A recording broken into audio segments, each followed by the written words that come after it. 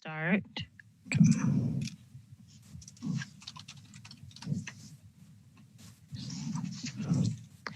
The special CCEC meeting for Aldermanic District 7 applicant interviews and recommendation to council will begin on October 30th, 2020 at 4:30. Lisa, can you call the roll?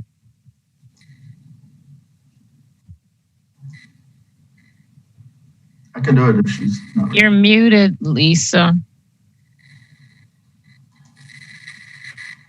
Stefan, Quincy, can you do it? Yeah, I got it. There. Okay, I've got it. No, she got it. Alder Carter, Present. Alder Abbas,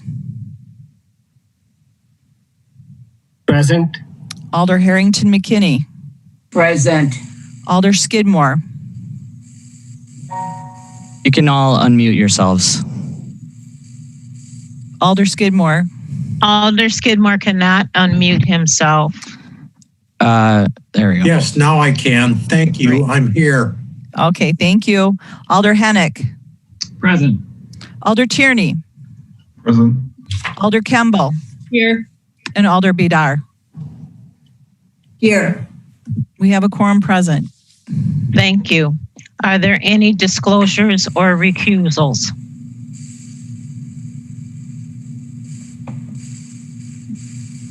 Okay, I don't hear any. Well, welcome. Let me give you an overview. Alder Harrington McKinney has her hand up. Seems like my screen. Alder McKinney, you are unmuted. Screen is frozen. Okay, can you hear me, guys? Thank you very much. I want to disclose that I have been in a position where I worked with one of the applicants, and I've served on a committee with another one. That does not preclude me from making a sound and ethical judgment and recommendations on who should fill the spot of interim Alder for District 7. Okay, Thank you. Anybody else? And yes, and I know one candidate.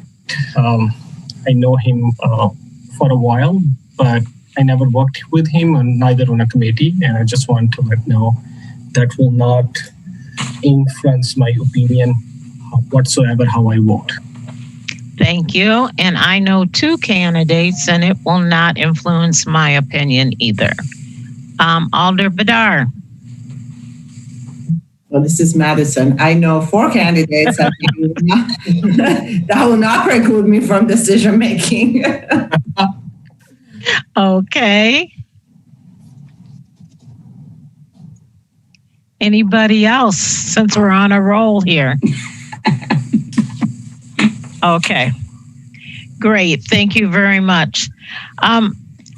So the CCEC members are considering those applications received by the filing deadline on October 21st, 2020 at 4:30 to fill the District 7 automatic seat. As you know, tonight, the CCEC will make a recommendation for the appointment to the Common Council on November 17th, and the chair will be using Robert's Rules of Order. So at this time, do we have any public comment, Lisa? We have one registrant, Carl Schradel, neither support or oppose, does not want to speak and is available to answer questions. And he only wanted to speak on the results if you needed to. Okay, thank you. Well, we will do the first round of questions, which I will answer. Each candidate will have 5 minutes to answer all 3 questions. Lisa will have a timer on, and we will be going in alphabetical order. The first candidate up will be Joe Ballas, and here are the questions. Really quick, President Carter, I Sure. just wanted to inform everyone that we are going to be putting the candidates who aren't being interviewed on hold. So they'll be held outside of the meeting and won't be able to hear or see the meeting. Okay, great. Would you like me to do that at this time? Yes. Okay, so all candidates who are not currently being interviewed, you'll be put on hold. Please don't do anything. Don't disconnect or anything. We will be bringing you back into the meeting when it's your turn to be interviewed. Okay, if you could just give us a second to put everyone on hold. And Alder Carter, can I just say a couple of other things? You sure can. I was going back to you. Okay, I just want to make sure that the executive committee members received my email with all the links to the candidates' questions. Those are where you're going to be scoring the candidates. So please look for that email. If you don't have it, please give me a call at the office and I can resend it.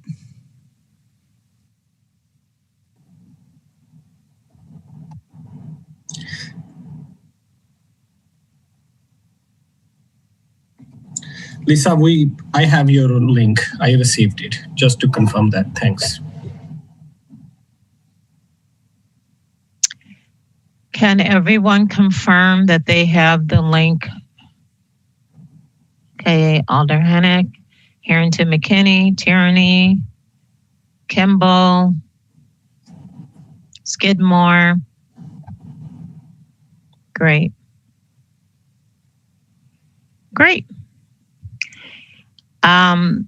So Joe Ballas is the first candidate.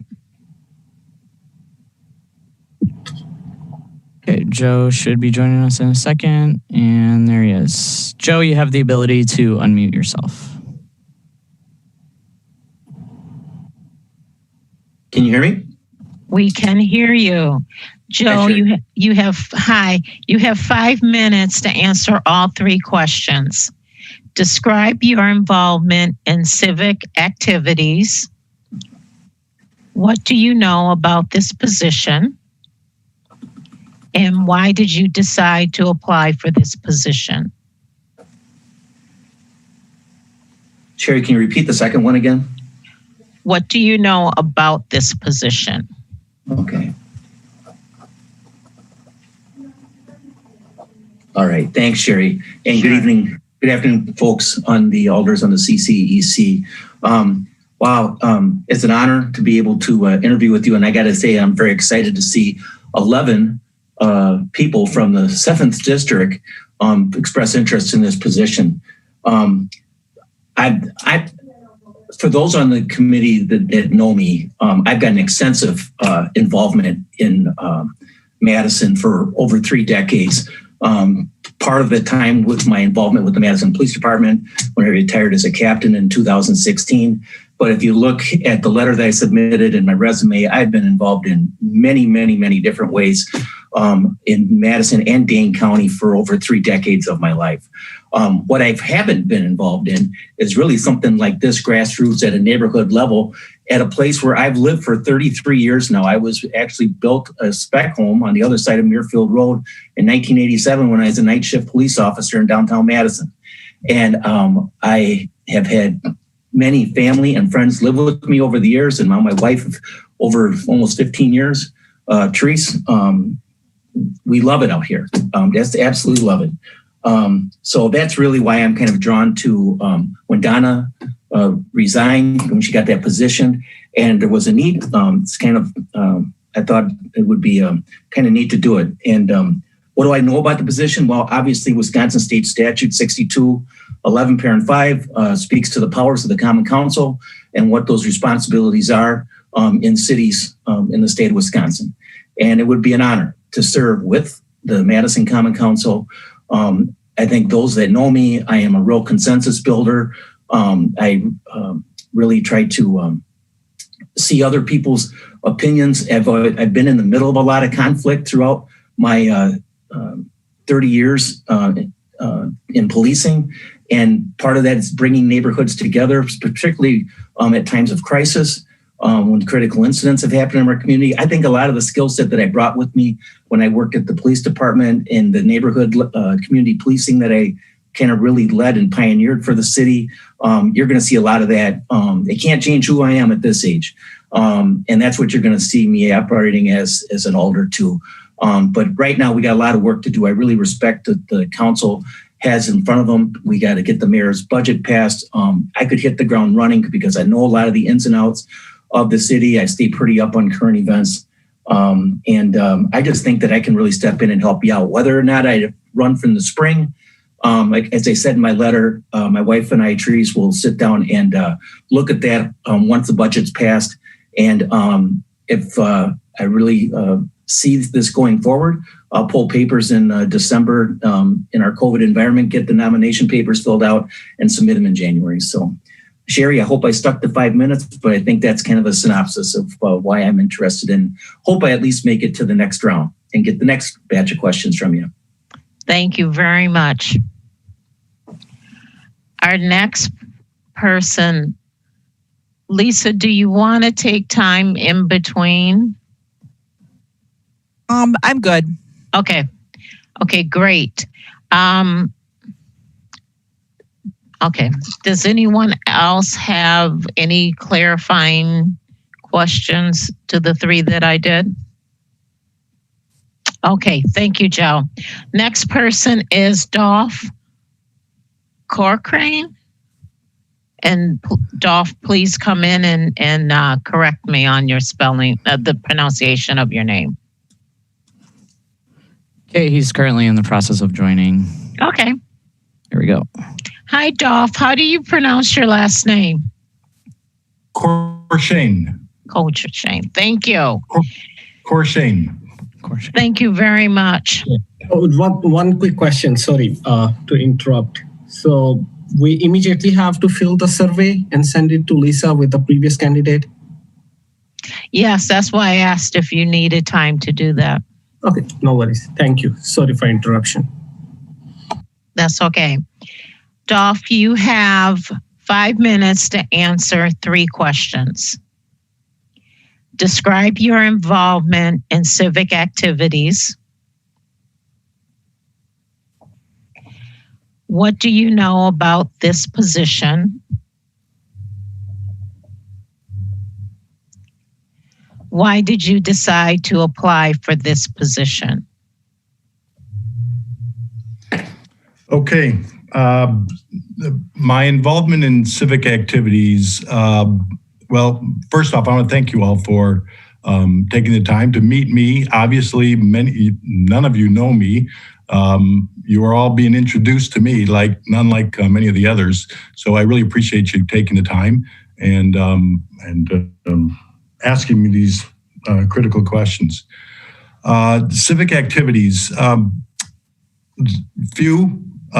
So I'll be blunt and honest, few and far between. I did run for mayor of a city, suburb of Milwaukee back in the early 90s. That was my last political activity. While in San Antonio, I was on the board of directors of a nonprofit organization called Communities in Schools, an organization that brings the communities to the schools to solve many of the challenges of children in the underserved areas. And I guess the other one is just being married to my wife, who's been pretty much a social activist for most of our married life. She's run 2 different nonprofits, and I've really assisted her in those activities. So I'd say that's my civic activities and experience to date. What do I know about the position? An alderman, I view it as a kind of like a board of directors for an organization that is a city with providing many services. And to elect an official, it's representative type government. You have to represent your constituents. And it's all about, in my mind, collaboration, bringing people together, listening to needs, and trying to find the right solutions, more community-wide solutions for those needs in that community that you're representing. Why? A couple reasons. One, I'm now in that pre-retirement age where I'm thinking of doing something other than just normal career activities. Obviously, I've always had that desire to serve in a civic capacity, and I do want to do that. I believe my career in technology and healthcare has really been all about solving problems. And I'm really concerned, I think, about the national and state kind of hyper-partisanship, and really want to make sure that doesn't come into the local political process, so to speak. So really, I'm kind of a middle-of-the-road type person. Want to try to listen hard to constituents, listen to their problems, and come to you all to help find workable solutions. I think that answers most of the questions. So I will leave it at that and give you a minute back if you'd like. Great, thank you. Does any alders in attendance have clarifying questions to the 3 questions that was asked?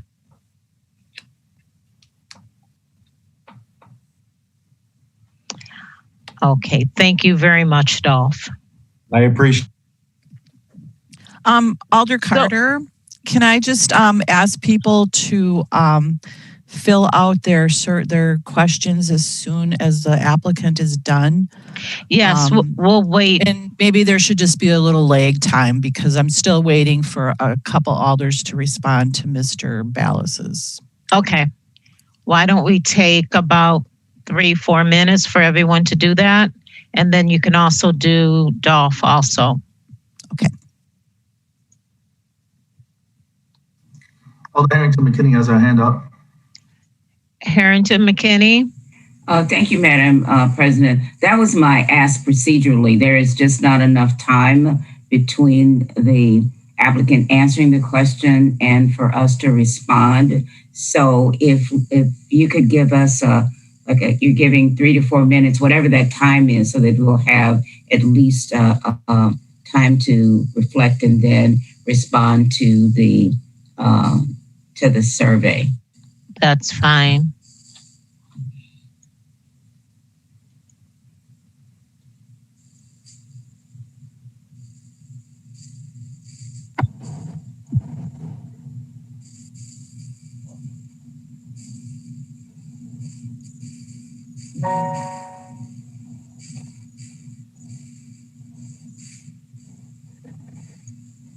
President Carter, also we can request Lisa to let us know once she received the survey. So then we don't need to wait 4 minutes in case if everybody submit sooner. Right, right.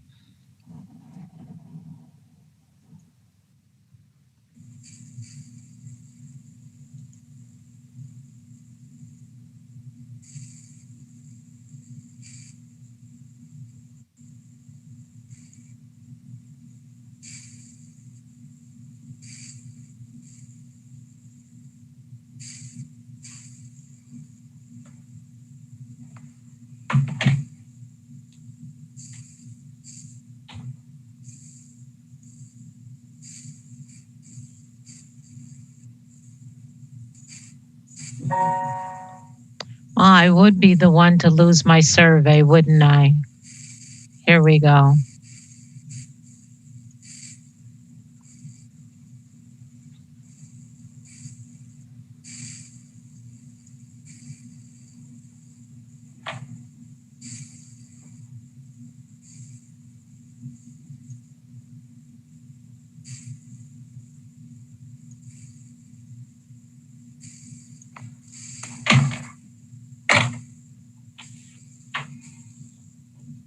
Okay, Alder Carter, both surveys have been completed. Wonderful. We will go to the next person. That is Anthony Gray. Okay, so Anthony has now joined us. Anthony, you can unmute yourself. Thank you. Anthony, you have 5 minutes to answer all 3 questions. The first one is describe your involvement in civic activities. Okay. The second one is what do you know about this position? And I can repeat these anytime. The third one is why did you decide to apply for this position? Okay. Thank you, Madam Chair. Should I start now? Yes. Well, describing my engagement in civic activities would have to start centering around my children's school. That was the first civic engagement that I began. I have a 7-year-old who is a second grader at Chavez Elementary in the dual language immersion program. I have a 10-year-old who is a 4th grader at Chavez Elementary. So I would say the Chavez PTO, PTA, and the Black Excellence Organization was my first involvement. I'm now involved in my neighborhood organization, which is the Country Grove Neighborhood Association, which covers the vast majority of not only my neighborhood, but of the 7th District. I'm an active member of Downtown Rotary and regularly present and speak to that organization. I'm a board member of the Latino Chamber of Commerce. Even though I'm not Latino, I believe in intersectionality and like to focus on economic development, particularly for Black and Brown folks, which we hopefully can talk about a little bit later. Now, question 2 was, what do I know about the position? Correct. Okay. I'm fairly familiar with the aldermanic system of government.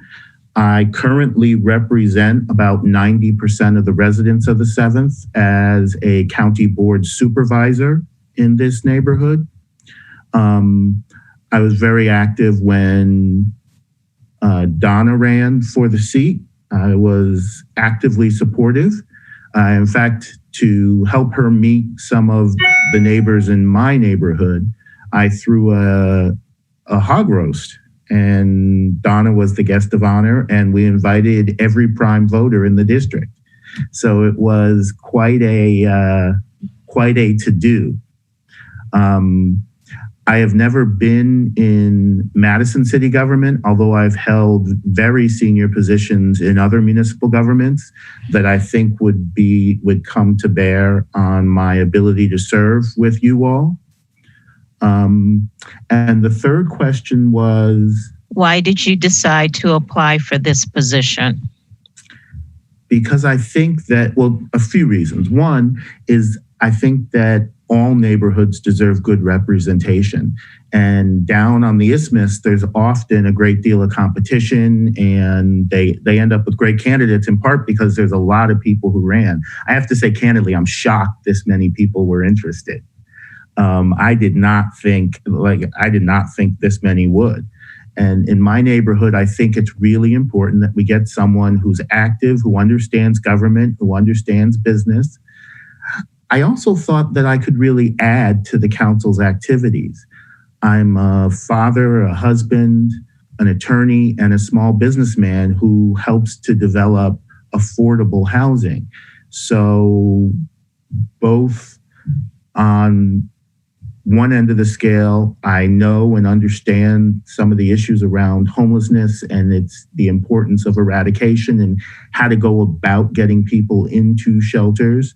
I also understand the other end of the spectrum. So I was thinking I might be able to add some value when developers come into the city council and say, I'm going to do all this wonderful affordable housing and all you have to do is give me X dollars in TIF or community development block grants or whatever. I felt like there was a nice fit between my skill sets and the work that the council does. And then finally, it gives me another opportunity to promote the initiative that kind of animates my life and the reason I ran for the county board, which is attempting to close the racial wealth gap here in Madison. My thesis is that the achievement gap, the education gap, all the healthcare gap, all of that is driven by familial instability. And if we can build more wealth in Black and brown communities, I believe that shrinking the wealth gap will help us shrink all of the other disparities that have beset Black and brown folks here in Madison. And so that's a part of everything I do, my job, my work at the county board. And if I were chosen to replace Donna in the 7th district, it would be the animating and driving force for me on city council. Thank you very much. Does anyone have any clarification questions for Mr. Gray? Well, thank you very much, Mr. Gray. Sorry, President, it looks like Alder Hennick. Oh, sorry, Alder Hennick. Thank you. Yes, thank you very much for being on here, Mr. Gray. I had one question. You mentioned you have kids. I was just checking to see how many and how old they are. I have a 7-year-old. Thank you for the question, Alder Hennick. I have a 7-year-old son who attends Chavez Elementary School. He is in the dual language immersion program, so he is bilingual, even though my wife and I are not, which is pretty astonishing. I have a 10-year-old daughter who's a 4th grader at Chavez Elementary School, and she was in the DLI immersion program until this year and just decided she had had enough.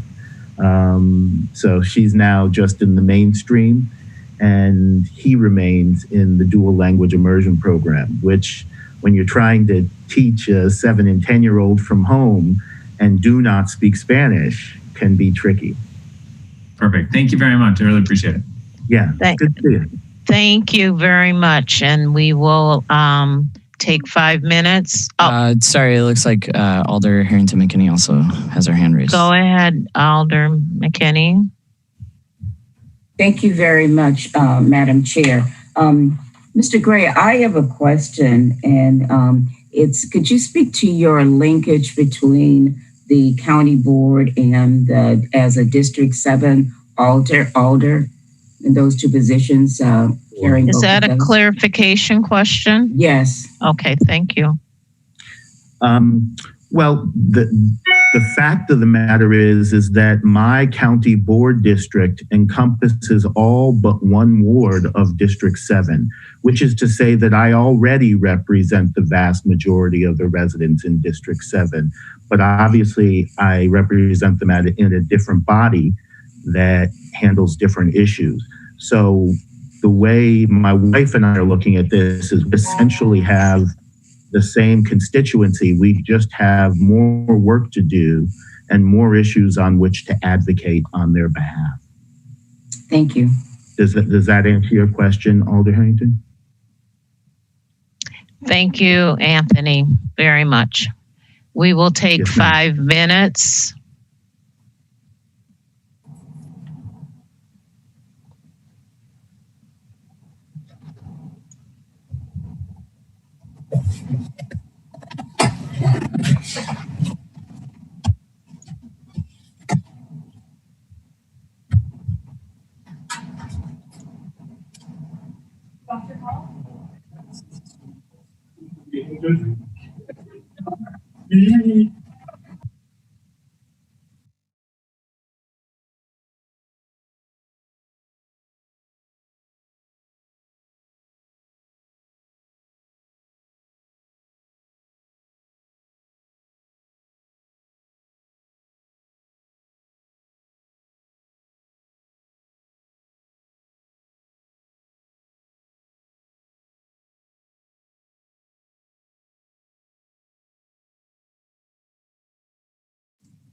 Alder Carter, I have all the results in for Mr. Gray.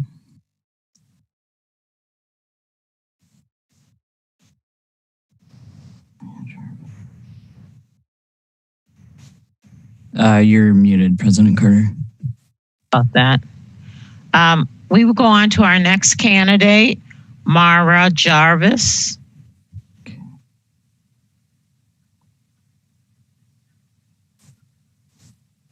Okay, she is joining us right now. Hi, Mara. You can unmute yourself, I believe. Hi, President Carter. How are you? Good, thank you. You have 5 minutes to answer these 3 questions. Okay. And I can repeat them at any time.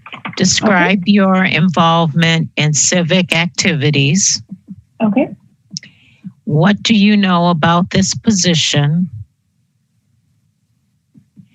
Why did you decide to apply for this position?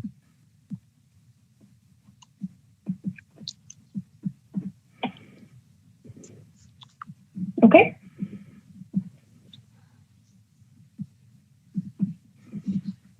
Can I get question number 1 again, please? Describe your involvement in civic activities.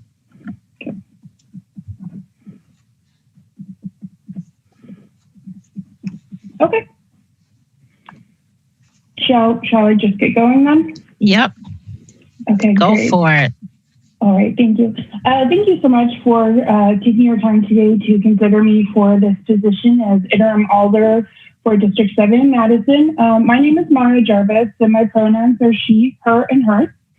As to the first question, to discuss my civic duty, well, the number one important thing that I do civically is I volunteer and work to help people get out to the polls and vote, which I feel is the most important thing that a person can do civically. I feel that our democracy and our city work when people vote and that people's voices are heard. Specifically, I have worked on several campaigns to help select members get out to vote. I've also helped just general parties or general organizations. I've on the Teal team for the Democratic Party of Dane County. I've made calls, text bank, and things in that matter. I've also helped write letters and postcards to not only Wisconsin residents, but residents throughout the country, especially in this most important election. On Tuesday, I'm working the polls for the first time, which I'm very excited about. And that's the biggest thing. Other things that I've done civically is I am the president of the Madison chapter of the National Organization for Women. And what I do in that role is help promote women, members of the LGBTQIA plus community, people of color, Indigenous people, and things in that matter, and make sure that our rights are heard. More specifically, in March or February, I made a speech at the Capitol before everything got shut down in regards to the Equal Rights Amendment that was introduced into the Wisconsin, to be added to the Wisconsin Constitution. So that's what I've done civically. Volunteer on a lower level with my job at John Deere Financial. I am the co-chair for our outreach committee and our Women Reach program, in which I have helped local organizations such as Porchlight or the Lucier Center with clothing drives. Oh, and also Mom with clothing drives, food drives. I've helped at food banks. I've also helped with United Way's Toys for Tots. So I've just helped in that way with the community. As far as the second question, what do I know what this position does? From what I understand through this position is that as a member of the council, we decide how to help residents of Madison, which is something that I'm very passionate about. I moved to Madison in 2013. Right after college. And I fell in love with the city right away. But one of the main issues for me that has always been is affordable housing, which is one thing that I'm really passionate about. If I did not live with my partner of 5 years, 5 years. Wait, or was it 6 years? I don't know, it's been so long. if I have been with my partner for 6 years, who he works at Epic as a software developer, I would not be able to afford to live in Madison by myself. I would always need to have some form of roommate, which I did before moving in with him. So he's a different type of roommate, but still a roommate nonetheless. So I feel that I could bring a voice to the council, especially of the younger generation. I am a dreaded millennial, so I definitely can bring a younger voice to the council to discuss what I feel we could do better for young people and for people as far as affordable housing, which is the thing I'm most passionate about, especially District 7, which it is mostly housing in this area is the big thing, is it seems to be a lot of that. So I want to be able to bring a voice to that. And then for question number 3, sorry, what was question number 3 then? I apologize. That's quite all right. Why did you decide to apply for this position? Okay. Yeah, absolutely. So I put it out there in the world when this position opened up, being like, hey, who wants to be my new older? And a bunch of people looked at me and said, why don't you do it? And to me, I was like, well, I have no idea. I've never done anything like this before. I've worked on different organizations. I've worked with people before. But I'm just like, this is something that's not what I'm used to. But I feel that after talking it through with friends, family, and people I look up to, I realized that I do have a voice to bring. I have my own experiences, and I have, but I always am looking to raise the voices of others, which is my most important thing. Is I want to make sure that people of color, Indigenous people, the LGBTQ plus community, which I am a member of, have a voice and are heard. And I'm not afraid to speak my mind. I'm also very calm and collective when I need to be. After working in a financial institution of some sort for the last 8 years, mostly in a customer service role, I've really learned to be able to talk to anyone. I'm really calm for the most part, kind of panicking at the moment because this is very nervous. But for the most part, I'm very good with people. I can make friends pretty much anywhere. So wonderful. Myra, can you wrap it up? Yeah, absolutely. So I really hope that you consider me for this position. I feel that with my experience as organizing with Get Out the Vote people, my history with customer service, being able to work with people, and my intersectional feminism views would be a benefit to the council. Thank you. To the city of Madison. Thank you so much. Thank you. Does any of the alders have a clarifying question of the questions that were asked?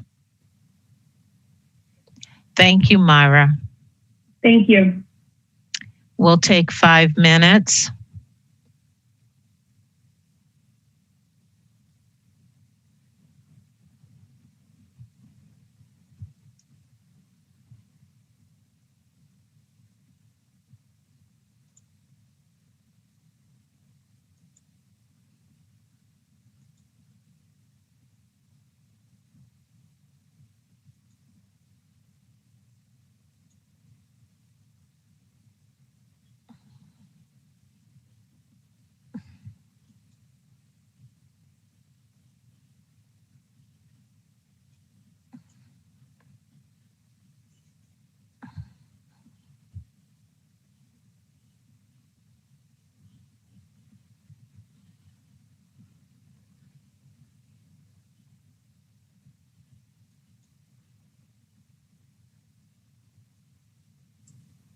Alder Carter, everybody has voted.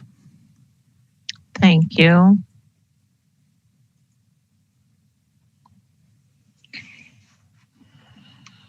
We will go on to the next candidate.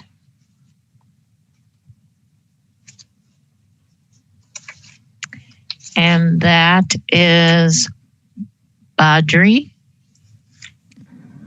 Yes. Hi. Hi, how are you?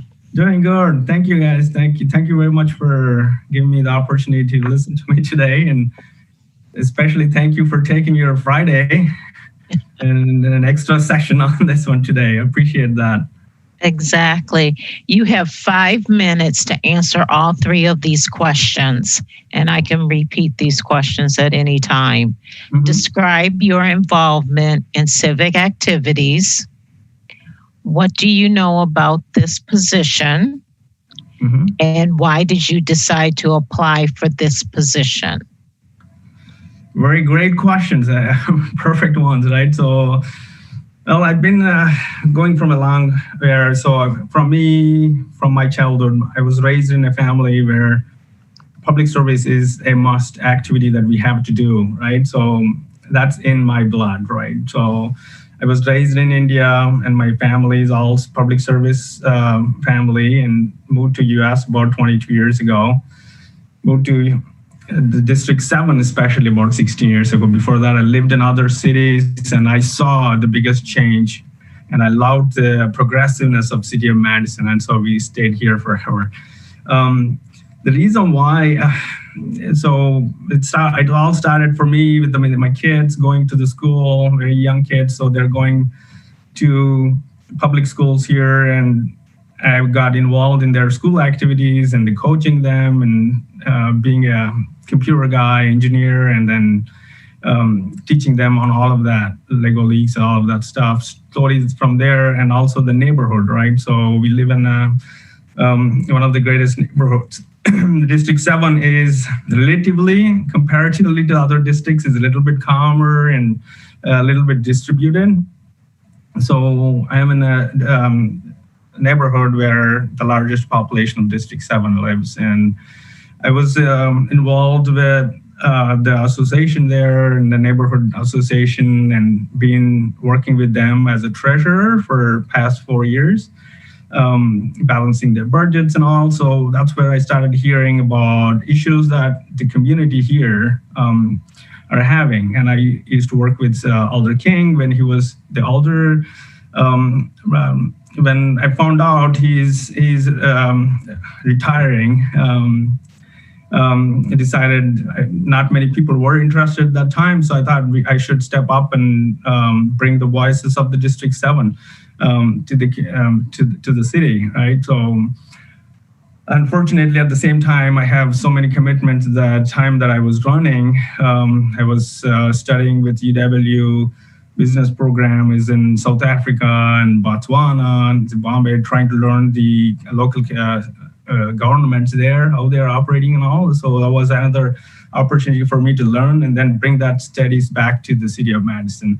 So I had very little time of campaigning, but I did really well. I met almost pretty much everybody in the neighborhood, brought their issues back to the city, working with, and then our elder, Donna Merlin, also started joining. She wanted to campaign. The event had most of the issues we worked on together, right? So the 2 biggest issues we had at the time was the public safety and the transportation. So we worked together even after me losing the election by a very small margin. She got 53% and I got 47% population's mandate to work on these issues. Even though I lost, I did not stop there. We worked together. I worked with Alder, and we distributed the tasks. So she's more on the public safety, and I was working on more on transportation. So that brought me to the transportation committees, a couple of them, working in the TPBB as a second alternative. And also most of the concern that I have is with the traffic calming issue situation. So I'm working on the subcommittee with the traffic calming as well.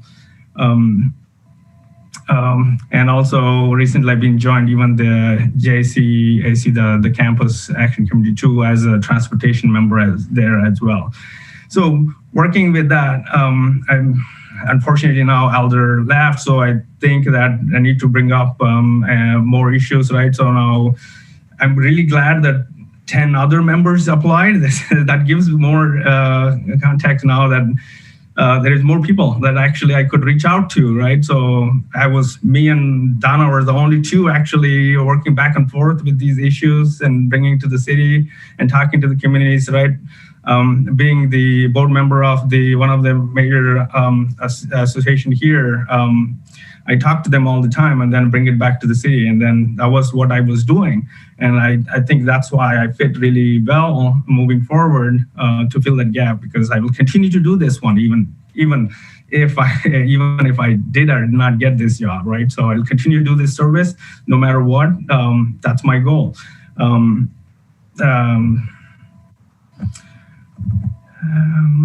The last question was, why did you decide to apply for this position?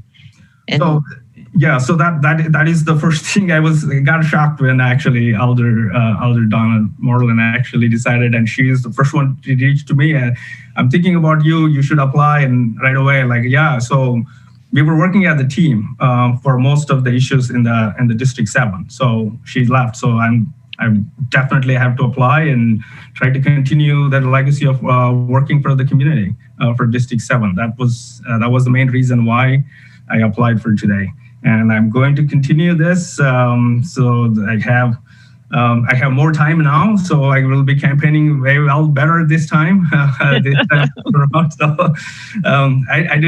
probably spent about a week last time, even though I met pretty much everybody in the neighborhood, right? So I constantly meet with everybody in the community because of the neighborhood associations. But the election, actually, I get to go to door and talk to them and trying to understand their issues. So that's the main reason why I'm trying to apply for this job and continue to bring the voices. Thank you very much. Does anyone have any clarifying questions of the questions already asked?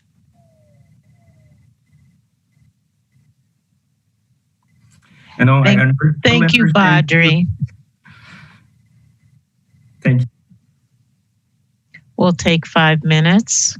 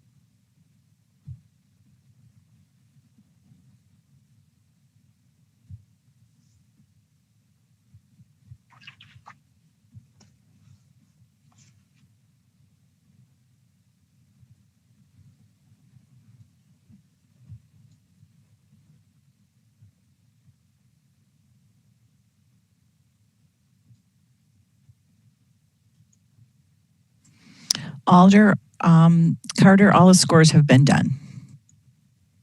Thank you.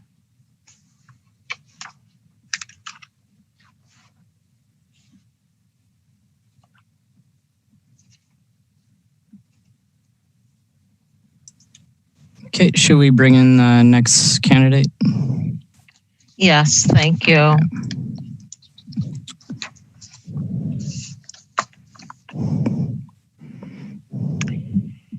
Okay. Hi, Susan. Yep. Suzanne, sorry. You can unmute yourself, I believe.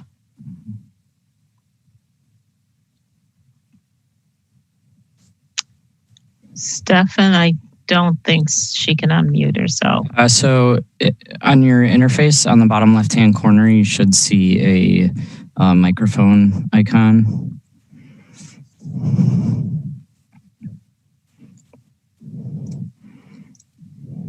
You might also see a prompt somewhere. I asked you to unmute.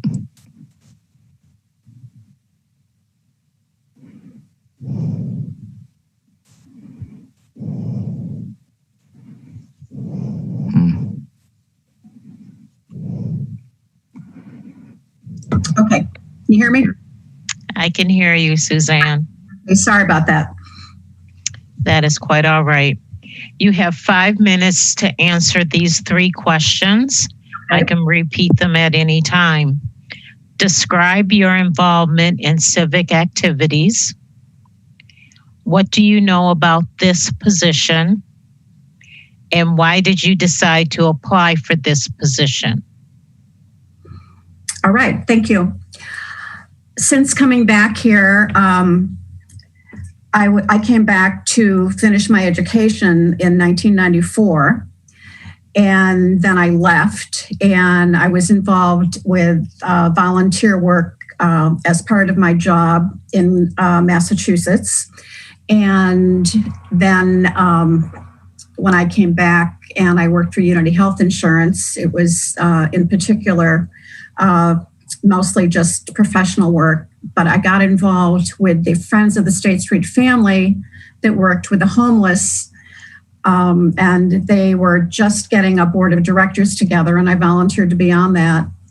And one thing I did for the Friends of the State Street family was go out and try to get donations from companies to help the homeless, clothing, food, whatever was involved. I also have been a driver for RSVP, taking people to medical appointments, people that either don't have cars or aren't able to drive. And I worked the polls. Civic involvement has always been really important to me. And in 2018, I applied to be a substitute teacher with the Madison Metropolitan School District, which I've done for the past 2 years. And before coming back here, I had volunteered for a children's hospital in Massachusetts. I've always been involved in trying to pay ahead. And what I know about this position, I had met Steve King a couple of years ago when I was on the board of directors for the Condo Association here. And there were some issues that the Condo Association wondered about. And I started talking to Steve about the fact that there's a stoplight up on the corner of McKee Road and Maple Grove, and it was pretty dangerous to try to make a left-hand turn onto Maple Grove. And I worked with him for about a year, and thankfully, engineering changed it so there is an arrow. And I had thought about running when Steve had resigned, but then was involved in, my business at the time. So when I found out that Donna had taken a job, I had talked to Steve, and now that he's in Arizona, and I decided to apply. Thank you. You're welcome. So does any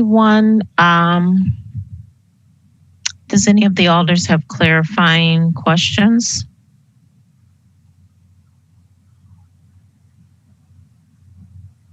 Thank you, Suzanne. You're welcome. We'll take 5 minutes.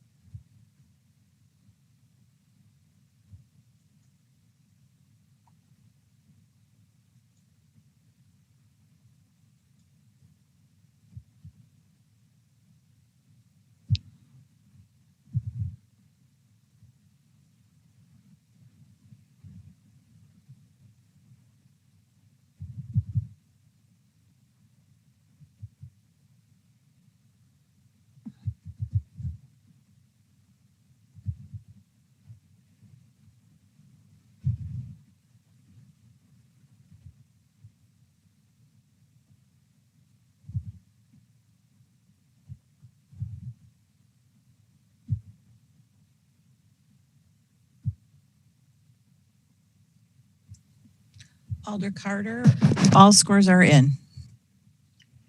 Great, thank you. We will go to the next candidate, Rama Mohammed. Hi. Hi, how are you? I'm good. How are you all doing? Good. You have 5 minutes to answer all 3 of these questions. I can repeat them at any time. Describe your involvement in civic activities. What do you know about this position? And why did you decide to apply for this position? All right. It is an honor to be sitting in front of all of you today. My name is Rama Mohammed. It is pronounced Rahma. If you are unable to pronounce it, you may say Rama. My journey to being a public servant actually started back in middle school. I had just moved to Wisconsin in the 6th grade, and my life had become very simple in those moments because I went to school, came home, did my homework, and just went to bed at around 6 o'clock. And by then, I just knew I wanted to do something more. So I joined clubs, I joined sports, I joined community service groups and all those activities to make sure that I was doing something meaningful in my life. By the time I ended my high school career, I had been in over 20 clubs, played 3 sports, and did thousands of hours of community service. And I knew that I just wanted to be an active community member who was giving back in any capacity that I possibly could. And I feel as if in this instance, when I knew that my community did not have an older to serve them during these difficult times, I needed to step forward with my skills and qualifications to further serve them. I already intended on running for the position of Alder of District 7 from the second I turned 18, and learning about the vacancy made me feel like it's time. So I stepped forward and I am ready to serve my constituents in the best manner possible. I really do feel like being a public servant comes from first realizing your passions and realizing what you can give back to your community.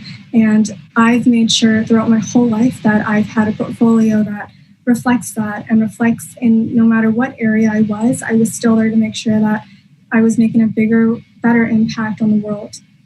In regards to civic duties and civic service that I've done, throughout high school, I volunteered in making sure that I registered people to vote and all those kinds of activities with organizations such as NextGen and other groups. In addition to that, I have done a lot of advocacy in regards to women's rights and gun rights and all those fields.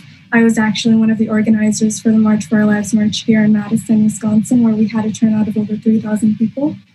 And in that, I always try to make sure that I am as nonpartisan and as independent as possible. So my views are my own, and they come from the viewpoint of a human who just wants to give compassion towards the world. My name actually means the most merciful and the most compassionate in Arabic. So my mother named me that. So when I grew up, I would carry those values with me as I continued on. And what was the last question, if I may ask? Why did you decide to apply for this position? I believe I answered that. Could you tell me the second question? Yep. What do you know about this position? In regards to this position, I did so much research when it came to ensuring I was well prepared and that I had the background necessary. I know that this position serves on the City Council of Madison, and a lot of the duties are in regards to planning for the city and connecting with the people to make sure that their voices are brought to the city council. And I made sure to reach out to every single neighborhood association. When it came to that, they also shared with me a lot of the issues that they had in the community when it came to petty theft or even things such as walking by their neighbor that didn't have a mask on during the coronavirus that really bothered them. And some of the streets that they would like to have new lights on, or at least a stop sign and all those kinds of things. And I'm so honored to have the support of the organizations that I reached out to, although they said they cannot publicly endorse a candidate due to the limitations of their position. But I believe that in this position, I will be able to have opportunities to not only serve those organizations that I've spoken to, but my neighbors that I also work with as a home health aide through a GRACE.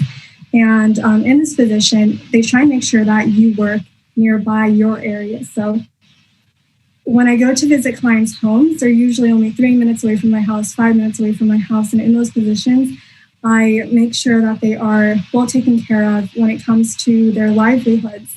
And I've been able to see my neighbors' lives and their values and what they care about in such an intimate way that I believe would best suit me for being the elder of District 7. Thank you so much. Does any other alder have a clarifying question?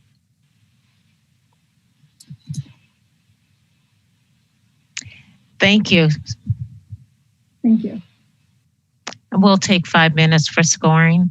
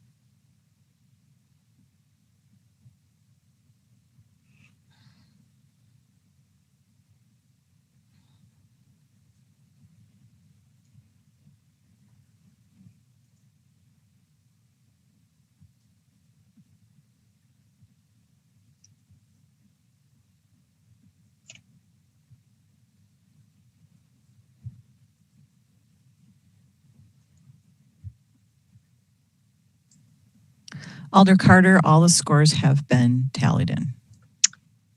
Wonderful. Thank you. Our next candidate is Steve Schofield.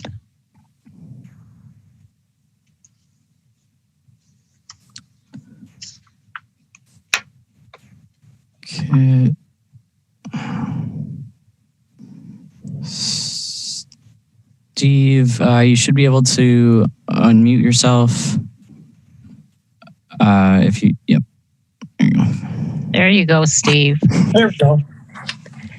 You have 5 minutes to answer these 3 questions, and I can repeat them at any time. Describe your involvement in civic activities. What do you know about this position? And why did you decide to apply for this position? Thank you. So I guess as far as what I've done with civic service, I have been active in this neighborhood for the last 20 years. So I have since 2003, I have been a participating member of our association, helping both in leadership as well as just on the common board. Introducing people. Our neighborhood has 7 different neighborhood parks. So just getting the community together. Also doing works of, I've helped serve on the picnic committees, which has been just an awesome opportunity to get our neighbors working together. I also helped start the Neighborhood Watch program. That was about 10 years ago, as well as helping to introduce a Facebook page that acts as a communication tool for our neighborhood.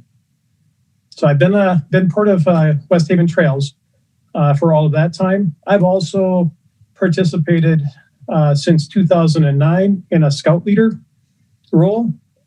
And through that, we have done scouting for food, where we've delivered door hangers. We've gone through all the neighborhoods of District 7 and just worked with our neighbors to help fill the food pantries and serve the people here. And most recently, I've been working with our church ministry and helping with feeding homeless every other Wednesday night. We prepare sandwiches and other food, and we will walk the streets, primarily down on State Street and around the Capitol, and just trying to help serve our community. So that's a community service. As far as you also asked why I wanted to, or why did I apply? Was that your second question? Right. What do you know about this position? And the last question was, why did you decide to apply for this position? Okay, thank you. So I've actually had to do a little bit of research just to understand what the alderman's position is. I've worked with our last two aldermen. So I've worked with Steve King as well as Donna Moreland. Donna helped us on our last picnic for the neighborhood and also helped me with we had a fire in one of the apartment complexes right as COVID hit. And so we worked on a fundraiser to help raise some funds for each of the families. And at that time, she goes, I think you would be a good fit for this role whenever I leave. And as she left, she called me up and she goes, I wanted to let you know I'm leaving, and I think it would be a good opportunity for you to step up. So I had to do my homework to understand a little bit of how the communication, sitting on the different boards, and what's all involved with the aldermen. So I kind of answered the third question there as well. So she kind of inspired me to do it. And then also, as I look at what all I've done in the community, I look at this as probably being the next step, my opportunity to just serve at a little higher level and make a difference. Great. Thank you very much. Does anyone have any clarifying questions? Stephen, thank you. Thank you. We'll take 5 minutes for you to score.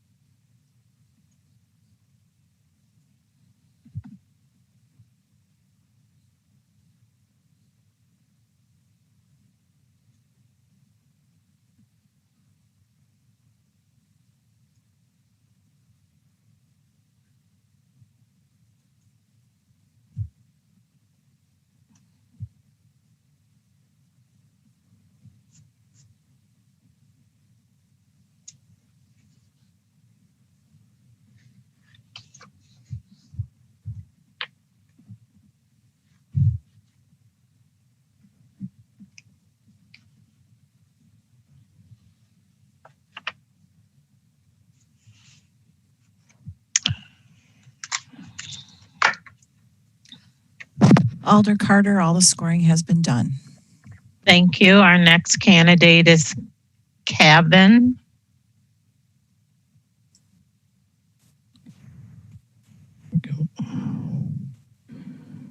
I believe you can unmute yourself, Kevin.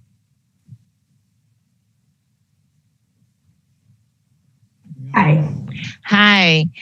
You have 5 minutes to answer all 3 questions, and I can repeat them whenever you asked. The first one is describe your involvement in civic activities. What do you know about this position? And why did you decide to apply for this position? All right. Well, thanks everyone for the opportunity to participate in this process. So I put my name into the hat because I care deeply about my community. So I have lived in Madison for 33 years and in District 7 for 9 years. And both of my kids are in elementary school at MMSD. My parents also founded their small business, Genome International, in Madison in the 90s. And so my parents have done, I would say, a lot for the community as well. I currently have a part-time position there. also. As for what I know about the position, I'm aware of the time commitment that alders have in this role, and the time commitment and the other realities of the role really give me pause, especially when wages are factored in, since they don't allow for an equitable opportunity for the working poor to serve. But I decided to submit my name with an awareness of the qualified people who do not have the same privileges as I have to serve in this role. As a freelancer who is on my spouse's health insurance, and our kids are on his health insurance as well, I know I have the ability and the bandwidth to serve. So I felt a responsibility to apply. Now, can you repeat all three of the questions again, please? I sure can. Describe your involvement in civic activities. What do you know about this position? And why did you decide to apply for this position? Okay, I answered the last one first, sort of. That's okay. So I don't have a whole lot of experience in civic work per se, but as a Madisonian, I'm already particularly interested in initiatives that you all have worked on, concerning police oversight and dismantling barriers for marginalized people and increasing access to healthcare and mental health services specifically. I myself have a mental health condition and a chronic health condition. And so I care about these issues deeply. And I try to do my part locally, and I also cover them regularly in my work as a national freelance writer and journalist. Specifically in the past 2 years, I've been interested in scientific racism that's actually still alive and well, as many of you probably know. And it's alive and well all the way from biomedical research to the bedside. And it most certainly happens in Madison. And that scientific racism, which there's been a resurgence of, is also what upholds the status quo when it comes to white supremacy inherent in the disparities in everything from policing all the way to wages. I've also been paying close attention to the science of COVID and covering it extensively in my work. And I'm interested in playing a part in making sure that the rollout of a vaccine is effective, ethical, and fair in our city. So this is kind of the knowledge and interest that I would bring to the council. I think that's pretty much all I have. So in any case, I'd like to thank you all for your service to our community and again, for the opportunity to be included in this interview process. Thank you. Does anyone have any clarifying questions for the candidate? Well, then thank you, and we'll take 5 minutes for scoring.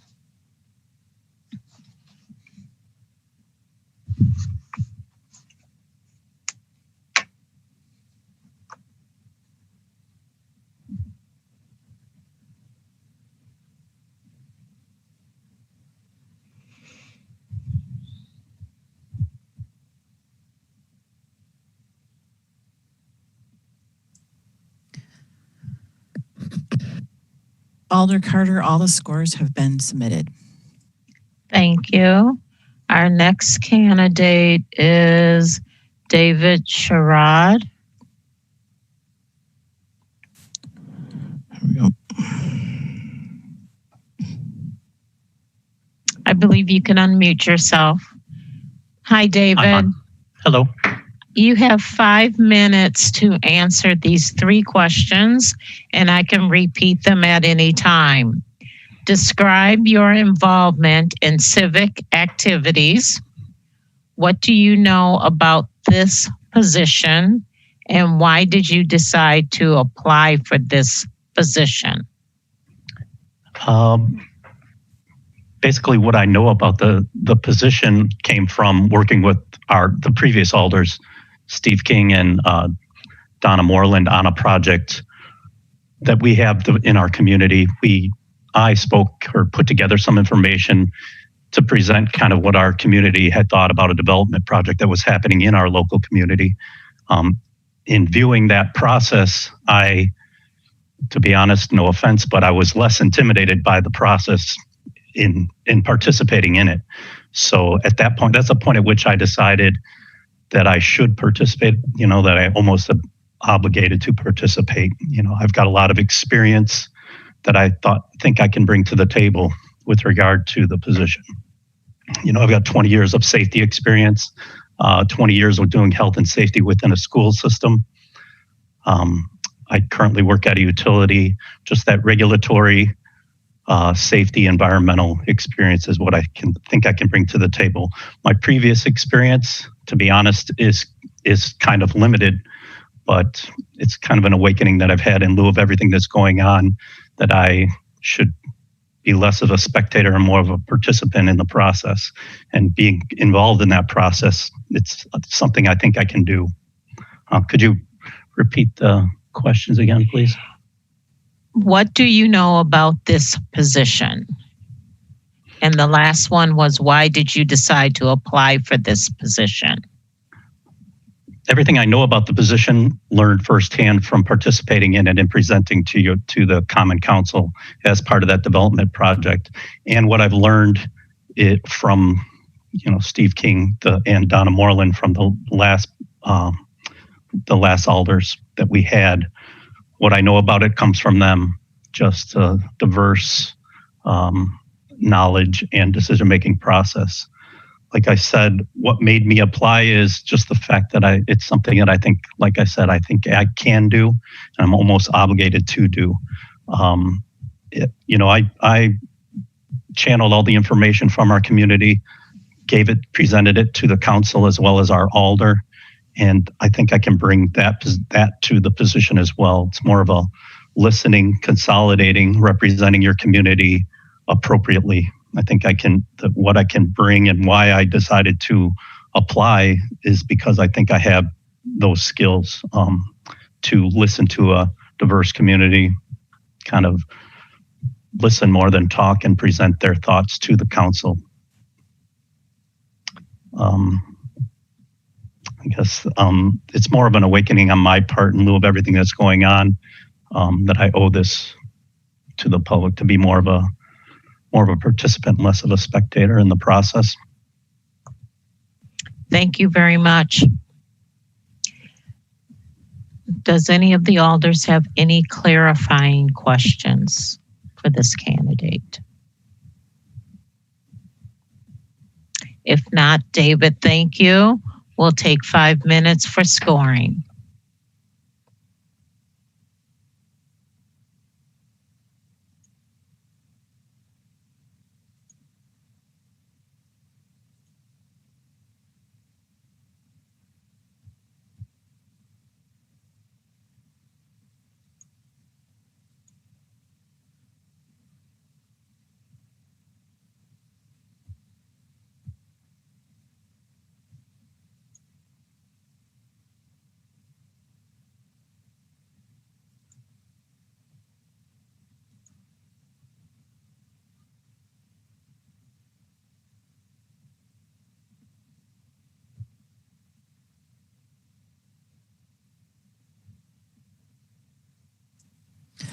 Alder Carter, all the scores have been submitted.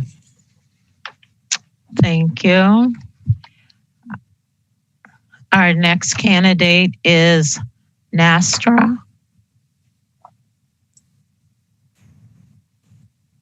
I believe you can unmute yourself. Hello. Hello. You have 5 minutes to answer all 3 of these questions, and I can repeat them at any time. Describe your involvement in civic activities. What do you know about this position? Why did you decide to apply for this position?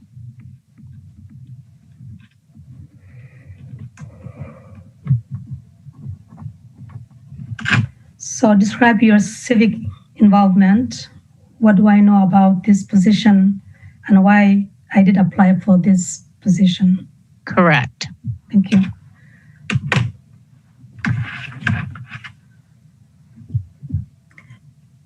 Thanks, Madam President, Council members, for giving me this opportunity to express my interest in District 7 seat. Before I answer your question, I would like to share with you a quote by Brian Stevenson that resonates with me as I apply for this journey or this position. He says, when we allow ourselves to be shielded and disconnected from those who are vulnerable and disfavored, we lose our effectiveness, but proximity is pathway through which we learn the kind of things we need to make healthier community. Proximity has been a core aspect of my work professionally as well as my community work.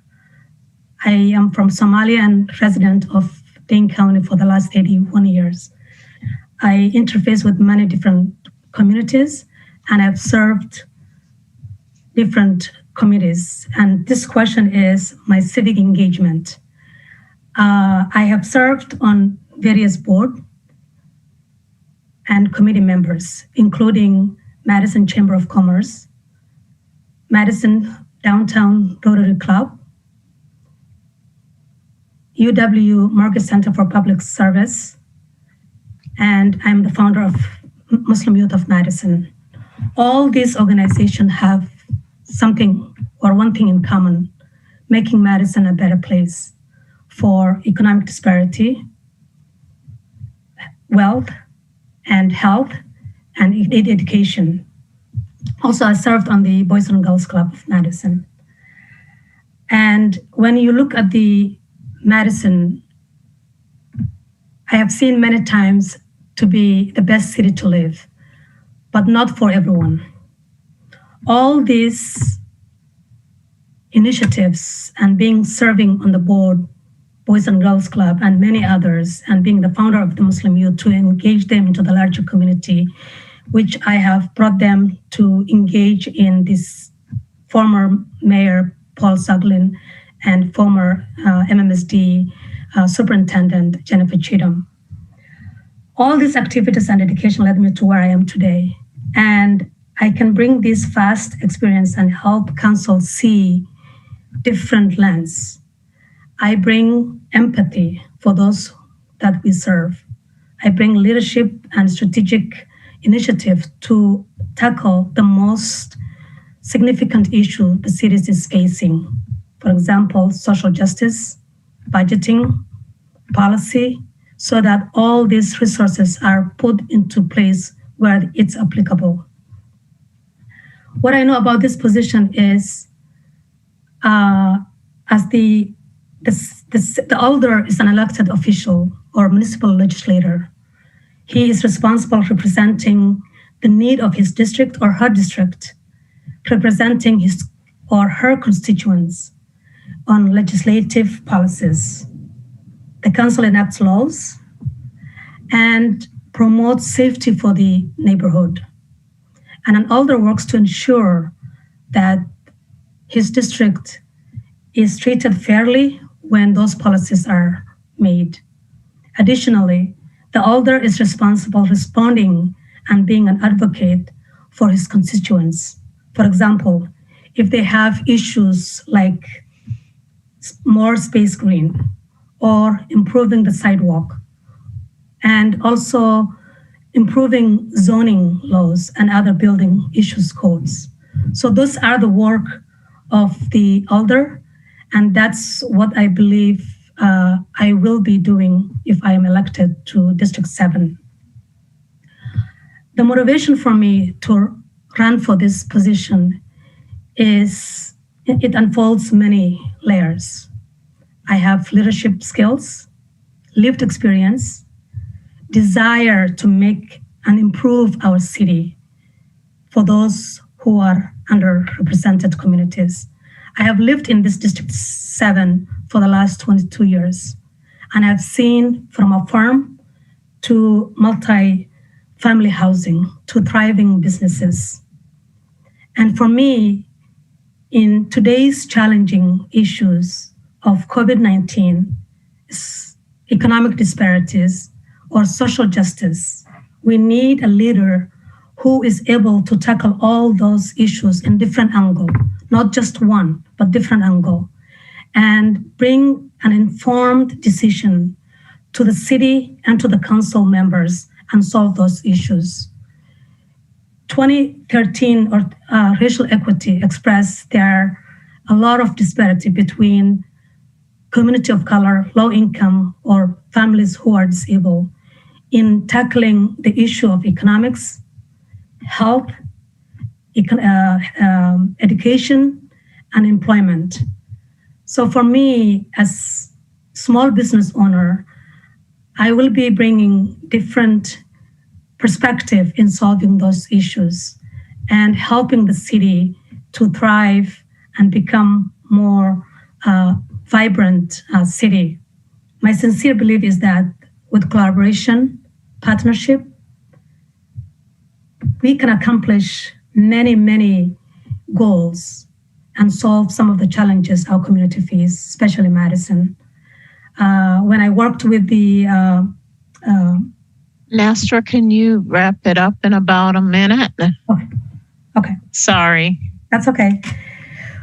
My involvement with the Madison Chamber of Commerce or the UW Mortgage Center for Public Services, it was how we can bring our students, not leave Madison, but connect them to the community in making them stay, but providing them opportunities for employment. For the Chamber of Commerce is how we can create more jobs for our constituents in Madison.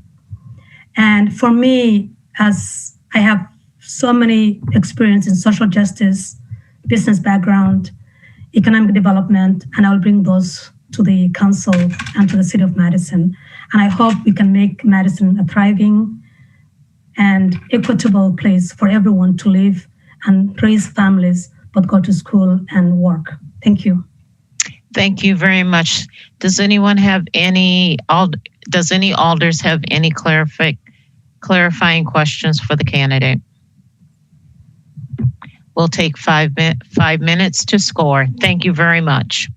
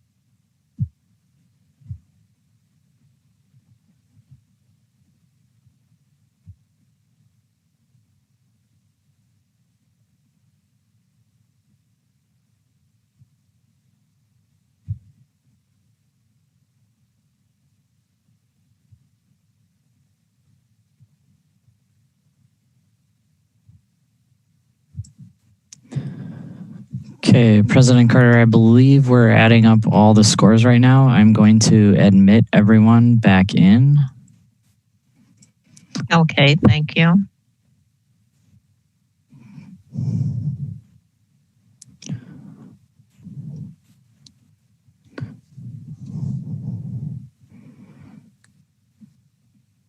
Okay, just an update, everyone. I believe we're just adding up all the scores and an announcement will be made here shortly.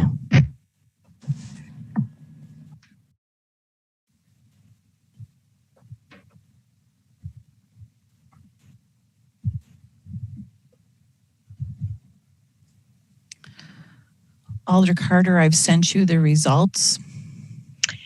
Yes, thank you. There are no tiebreakers. The three finalists are Joe Ballas, Badri Langala, I'm sorry if I'm pronouncing your name wrong, and Nasra Wheatley. And I also apologize if I'm pronouncing your name wrong. Okay, so the finalists will be placed back on hold, and the rest of the candidates will be made attendees at this time then. And CCEC members, I just sent you the questions for round 2, and right below those questions are the links to the next scoring rounds.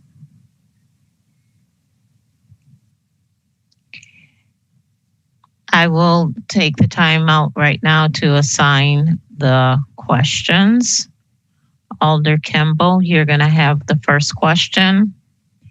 McKinney, the second.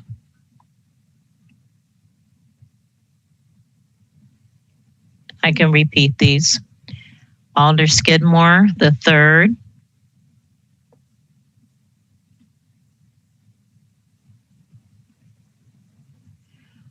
Alder Turney, the fourth. Alder Hennick, the fifth. Alder Abbas, the sixth.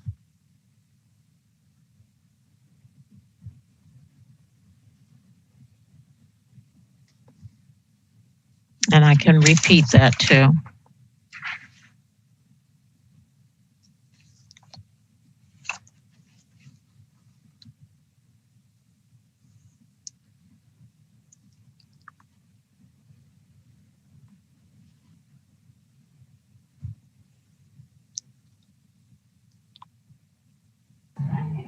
President Carter. Yes.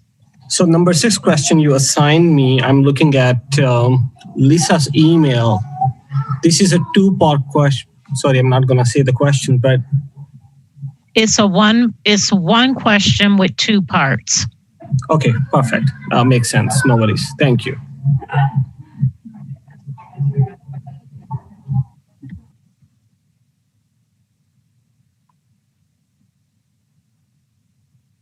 Are there any questions before we begin? Alder Kimball, you have your hand up. Yes, I mean, on that same item 6, It says it's a 2-part park question, but neither of the parts are included in the question. It's not a question.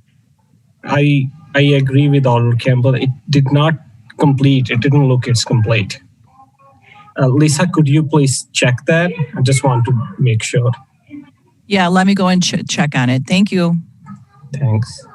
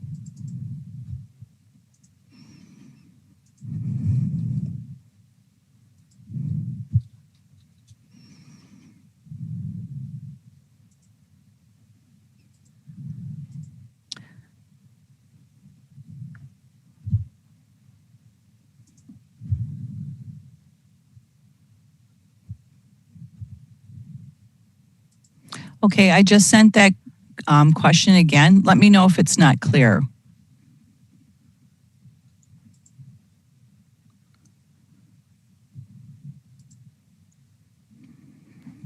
It looks fine. It makes sense now. Thank you, Lisa. I appreciate You're that. welcome.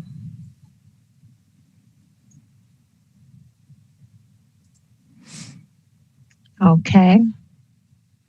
Are we ready?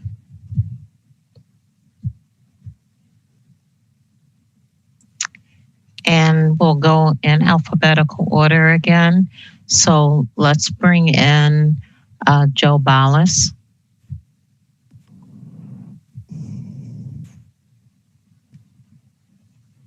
Okay. Hi, Joe. You can unmute yourself, I believe. There is no time limit on these questions, so you can take your time, and we'll start out with Alder Kimball. Hi, Joe. The first question is, why did you decide now to apply for interim District 7 Alder? Thank you, Rebecca. I think we're in the middle of a pandemic, and the city's got a lot going on with respect to the budget and how the pandemic has impacted the city's finances. Donna was a very good representative for us out here. I voted for Donna the last time, but I felt she just announced on September 30th, you guys, and we're in the middle of a budget. I felt that it was something I could step up and contribute to. And I also know that there's a lot of issues with respect to the police department's budget that's going on right now as well.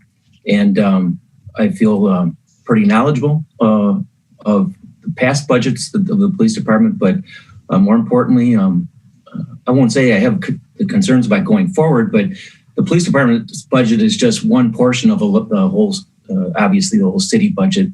And, I just feel like I could play a part in those conversations, being fairly knowledgeable of city government. And I just thought that I thought it could be a good fit right now, Rebecca, long and short of it. And in terms of moving forward beyond this, I'm definitely something I'm intrigued in, but it's really the first time I've really thought hard about running for public office. But I think in this interim, between now and April, I definitely think I could step up to the plate and I'd be honored to be a member of the Madison Common Council.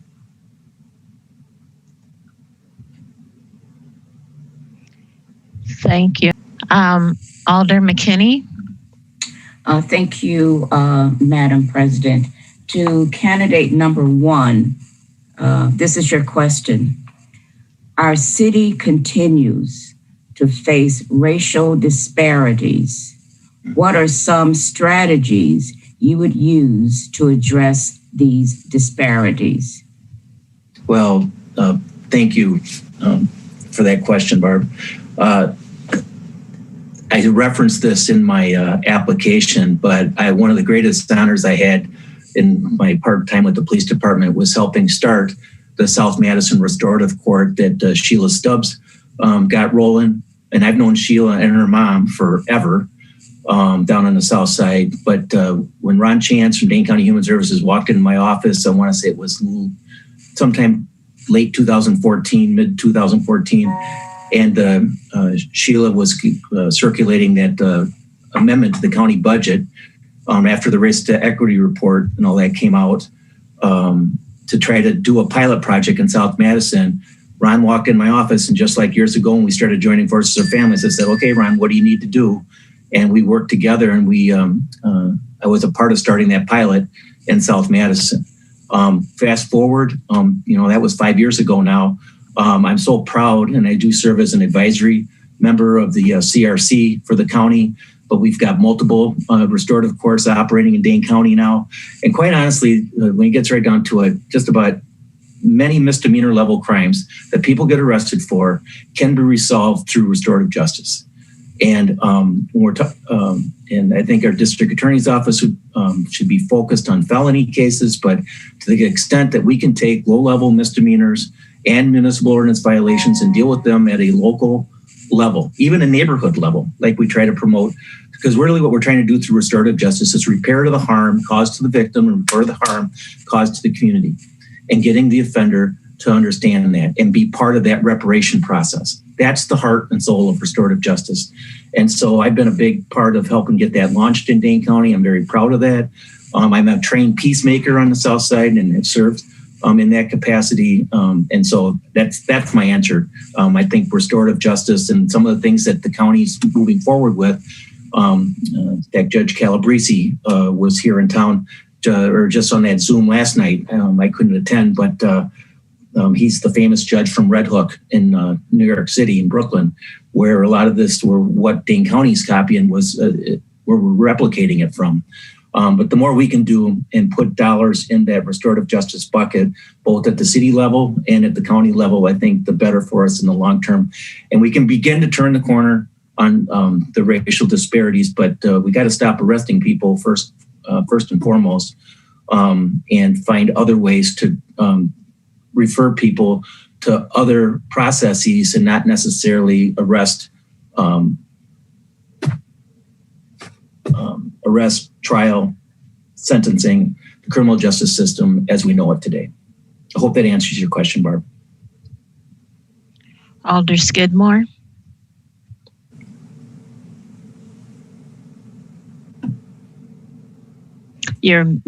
Okay. Finally. Hi, Joe. Good hey, Paul. What are some of the critical issues facing District 7?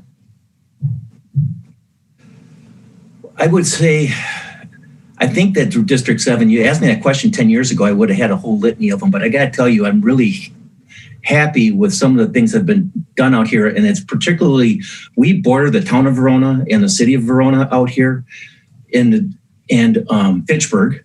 And there has just been a lot done over the last 10 years to improve a lot of the infrastructure out here. And I can just point to the work that was done at the intersection of PD and Highway M, and now the Midtown Road intersection at Highway M, and now the collaboration with Fitchburg, it looks like, to get PD from Verona Road all the way out to Highway M made 4-lane. I think that's been huge. The big thing that I see is the Marty Farm property that's out here that's in the town of Verona. At some point in time, High Point Road needs to come through the Marty Farm and connect to PD, because where I live, Muirfield, which is just off of Muirfield, Muirfield can be, particularly at rush hour and in the evening, it's 25 miles per hour on the street, and it's part of the bus route, but we can have people driving 45 miles hour or more up and down Muirfield Road, and it really is only designed for 25. So just, pretty much in District 7, Paul, your basic infrastructure, bus, roads, speeding, and we got some juvenile issues out here we know about. My wife's car was broken into this summer, a few weeks ago. We got our juvenile issues out here, but other than that, I feel fortunate that's I think some of the more significant issues that we have out here on the west side. It's just one thing I got to tell you about COVID, Paul, and Teresa and I, we kind of reintroduced ourselves to all the trails and everything that exist on the southwest side of Madison out here, and how that's integrated with the county park system, both from a biking and a hiking perspective. It is just absolutely, and I think that's one of the reasons why I actually drew my name in the hat, because I really am proud of the beauty that we have out here on the southwest side, and the growth challenges that particularly have been brought on by Epic and places like that. I got several Epic neighbors now up and down the street. A 24 and a 26-year-old just moved in next door to us in the last 2 months here. So it's a neat area, and I'm very proud to have called this now home for 33 years. Thank you, Paul. Alder Turney. Good evening. So could you provide us with an example of a time that you took a leadership role, either at work or in your community involvement? Thank you. Wow. Man, I just want to come up with a good one. The ones that are jumping in my head right now, a lot of them go back to the police department, and just dealing with some pretty difficult situations where there would be a crime. I can think of 2 twins that were killed on the south side of Madison. That was really devastating to the community, and how difficult that was to work with and coordinate our South District response to that, and working with the alders at the time when that happened. But I think that I'm going to give you another good example would be the work I did with nuisance abatement. And I know that's something that I think the council is familiar with, and the city ordinance that describes what we do when we have problematic, whether it be apartment complexes or a house or a licensed establishment. And I work with the city attorney's office to go after the Expo Inn when that existed, 915 West Beltline Highway.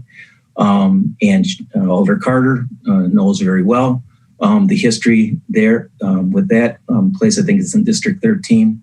But we it took several months and years to work through that process. And there was a lot of work that I had to do as the district captain at the time on the south side to build a case that we were able to get a stipulated agreement that forced the closure of the Expo Inn and allow that redevelopment that's going on down there to happen. I was involved with nuisance abatement actions at Nob Hill Apartments. There's now 7 Oaks, and the city I worked with Natalie Erdman at the time in city planning to help redo the redevelopment and the variances we needed at the planning commission to get those done for the 7 Oaks Apartments project to happen. The city put, there was a lot of money from the state and the city that went into rehabbing that building, where we think we've got close to 300 apartments now. 10 to 15% of them are 3-bedroom. I'm pretty proud of what we accomplished down there. And all of those situations I'm talking about, it's really was my leadership as a South District captain and feeling like I was basically a police chief for 4 aldermanic districts and serving about 40 to 50,000 people in some of the most diverse neighborhoods in the city of Madison, and working hands-on with 17 different neighborhood associations. So Paul Alder, in respond to your question in terms of leadership, I mean, I think I demonstrated a lot of that in my 7 years as South District captain. I was honored to work with many alders, some of them still on the council, through a lot of trying times, but I think we did an awful lot of good in those years. And that's the kind of leadership I think I can bring to the 7th District as well, sir. Thank you. Alder Hennick. Yes, thank you very much. The question is, how will you keep District 7 residents engaged and informed about city issues? Thank you. I was hoping this question would come. I'm looking forward to exploring that more. I've been watching some of the alders. Tag Evers is one that I get his emails, and I see now he's doing like a Zoom meeting on Friday mornings that the district can log into. I mean, listen, we're in the midst of COVID. So the idea of going door to door, knocking on doors, in fact, I was even kind of thinking about nomination papers. You know, how do we deal with that in a COVID environment, particularly given the direction that the state and the city's going with regards to the pandemic? I mean, you have to think outside the box nowadays with respect to outreach. And especially for myself coming in, if I were to come in as an interim alder, how do I build that? Well, I'm going to try to do some things through Nextdoor.com. Skyview Meadows out here has a very active Nextdoor neighborhood, I guess. So I need to plan out some ways that I would begin to introduce myself to the neighborhood associations in District 7. I don't think there's a lot, and some of them are more active than others. But quite frankly, my first phone call is going to be to Donna Moreland and try to piggyback on some of her connections that she had in terms of how she communicated with the residents in the district. Because quite honestly, the budget's in full swing right now. I imagine there's going to be emails coming into the District 7 email account. So that'll be one means of communication with residents. I know that they can get information in, at least with respect to concerns they have about the budget as it's being going through the council process right now. It's about ready to come from the Board of Estimates or the Finance Committee. So I think there's a lot of variety of different ways that I can look at creating that outreach, but I got to tell you, being in a COVID environment certainly makes it a little more challenging maybe than this would have last year at this time. Alder Abbas. Thank you very much. Thanks for joining today. This is a two-part question. Tell us about an incident in which you were involved in an issue on which there were polarized views, and what was the outcome? So I will repeat once more because it's a two-part question. The first is, tell us about an incident in which you were involved in an issue of which there were polarized views, and what was the outcome? Well, I think the most recent one that I was involved in was, over the last 3 years, some folks know that I was serving as a safety and security coordinator for the Madison School District. Once I retired from MPD, the superintendent Cheatham asked me to take on that job, but the issue that came about, obviously, is when the council was involved in, and that was the role of police officers in our school, the SRO contract. And I served as one of the first SROs for the Madison Police Department in the late 1990s with Mike Meisen as the principal at La Follette High School. So it was an issue I knew very, very well. And that obviously, it was very polarizing, and we had obviously many Board of Education meetings that went very lengthy because of all the public comment that we received, particularly on that issue. How did it get resolved? I think we see now how it got resolved, and we're going to be looking at another way or other means by which we make sure that our schools are safe, secure, and welcoming, but without the direct presence of a Madison police officer inside that school during the school day. I am optimistic of the work that the subcommittee of the school board right now that Gloria is chairing, as they're working to come up with some ideas with regards to how to do that. But I got to tell you, I feel like it will be interesting to see how this all plays out, because clearly with COVID and the pandemic and no school happening in our buildings right now, it really has kind of taken that whole SRO issue with regards to our safety in our school buildings, and it's kind of putting it on the back burner for the time being. That said, I do think that this is going to come back again once we do get back to normal life. And we do begin to start reintroducing students back into our school environments, and we'll have to wait and see how this plays out. But I'm optimistic that we will come together on this and find ways to make sure that our schools stay safe, secure, and welcoming for everybody, regardless of race or what have you. That's the issue, and I've been involved in it in a lot of different ways. And I don't think we're quite all the way through it yet, but I'm optimistic about the direction that we're heading. Great. I have the last question. Do you plan to run for District 7 automatic seat? Thanks, Sherry. I've touched upon this before. I think first and foremost, I want to get it acclimated and help the council get through the budget and represent whatever concerns 7th District residents have in the budget process to get those heard. And as we once that happens, I'm going to do a reassess in December and make a decision at that time to pull papers. I'm intrigued by this challenge. And I think I've got the time for it right now. And I've been kind of reading up on some of the work that Alder King had done out here before Donna, and Donna's transition into the position. I would like to reach out to both of them. But I do think it is something that I'm definitely more than intrigued in, or I wouldn't be here tonight. It's just something I've never really done before, and I wanted to make sure I talked to Teresa about it, and her and I make this decision jointly, because I also understand the significance and the importance of this, and it just isn't a decision you make haphazardly. So I hope that answers your question, Sherry. It sure does. Thank you very much. We'll go on to the next one, which is Badari. And then we'll score afterwards.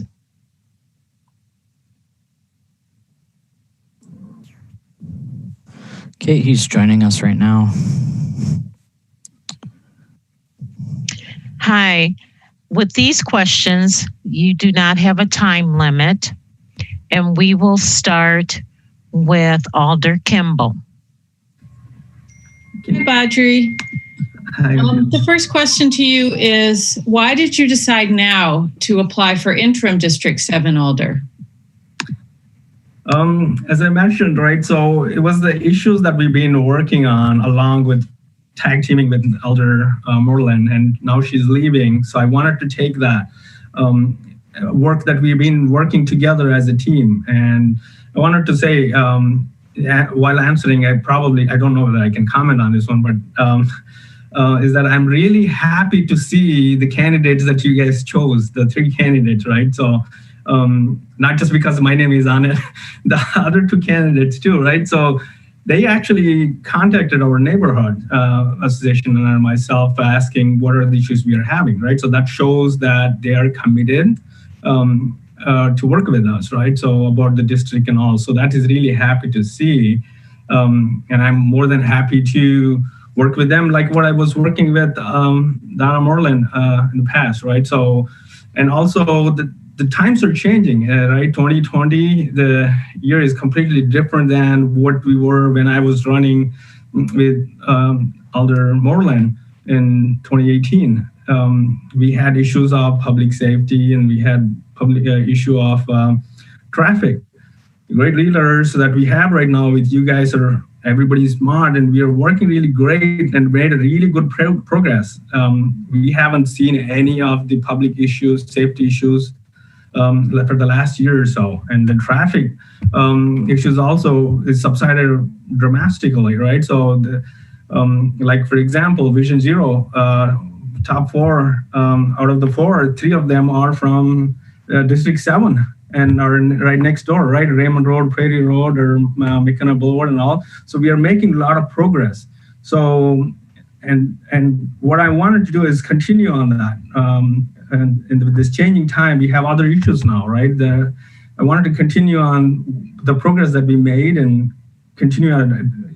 I don't want it to stop right now. And as I said, 47% of the constituents gave me the mandate to work on their issues, right? So I look at it that way as well, that I don't want it to stop just because I got 47 and other person 53. I promised to do certain things, and I'm continuing to do on it.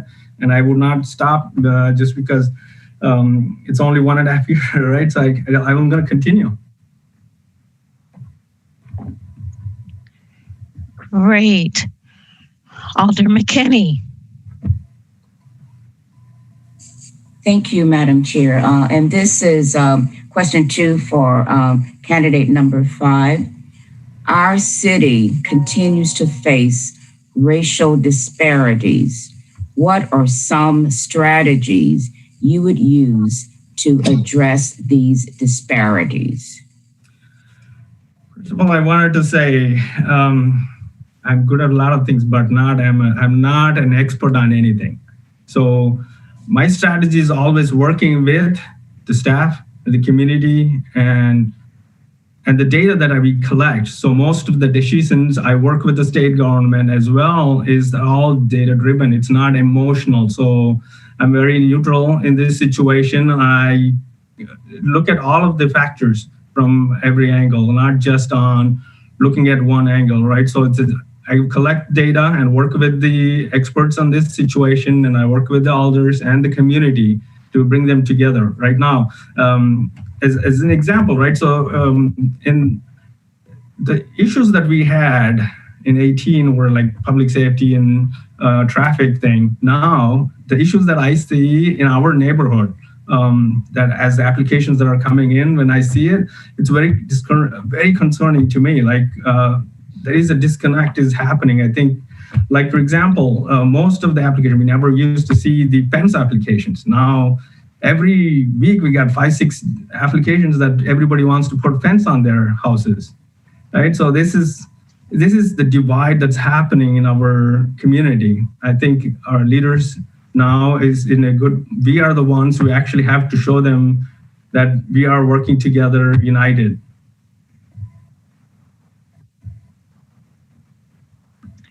Thank you. Alder Skidmore.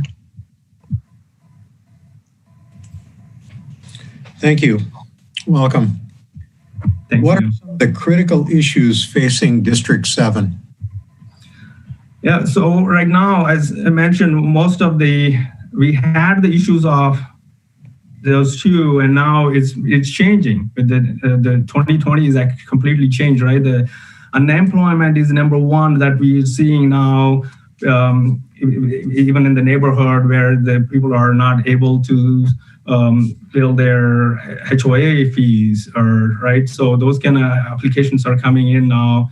That was one of the major issues, unemployment, with the pandemic, which is actually changing dynamics every single day. And the housing issue, rents, people are not able to pay the rent. The federal government stopped supporting that one. The city, or what is the future, how it's going to be changing, right? The next few months, next year is going to be very crucial. With unemployment and housing. And then on top of that, now the people, because of the political environment right now, is that they're dividing the community. That's another biggest one. As I mentioned, more and more people are putting fences on their houses, right? So there is more surveys done on our neighborhood than I haven't seen before. People are having arguments on their boundary lines in the houses. And so those are the major issues that I'm seeing compared to 18 to now is completely changed. The issues, dynamics are changed.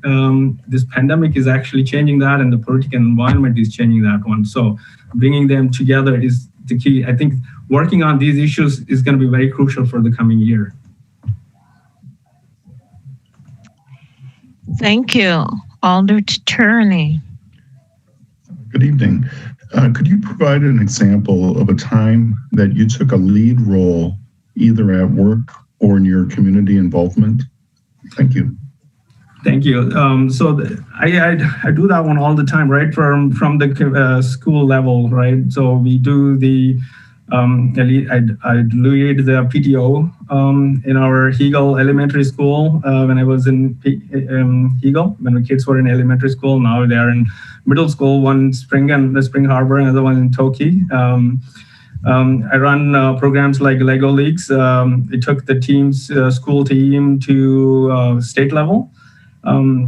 As the school level, right? So, and then neighborhood, I'm running I run the treasury for the neighborhood association. We run the meetings, and I balance the budgets for them every year. And now, as I said, more and more people are now not able to pay the fees and all. So we are trying to work on that, leading the neighborhood in that way. And then working with the state government, I have Department of Natural Resources.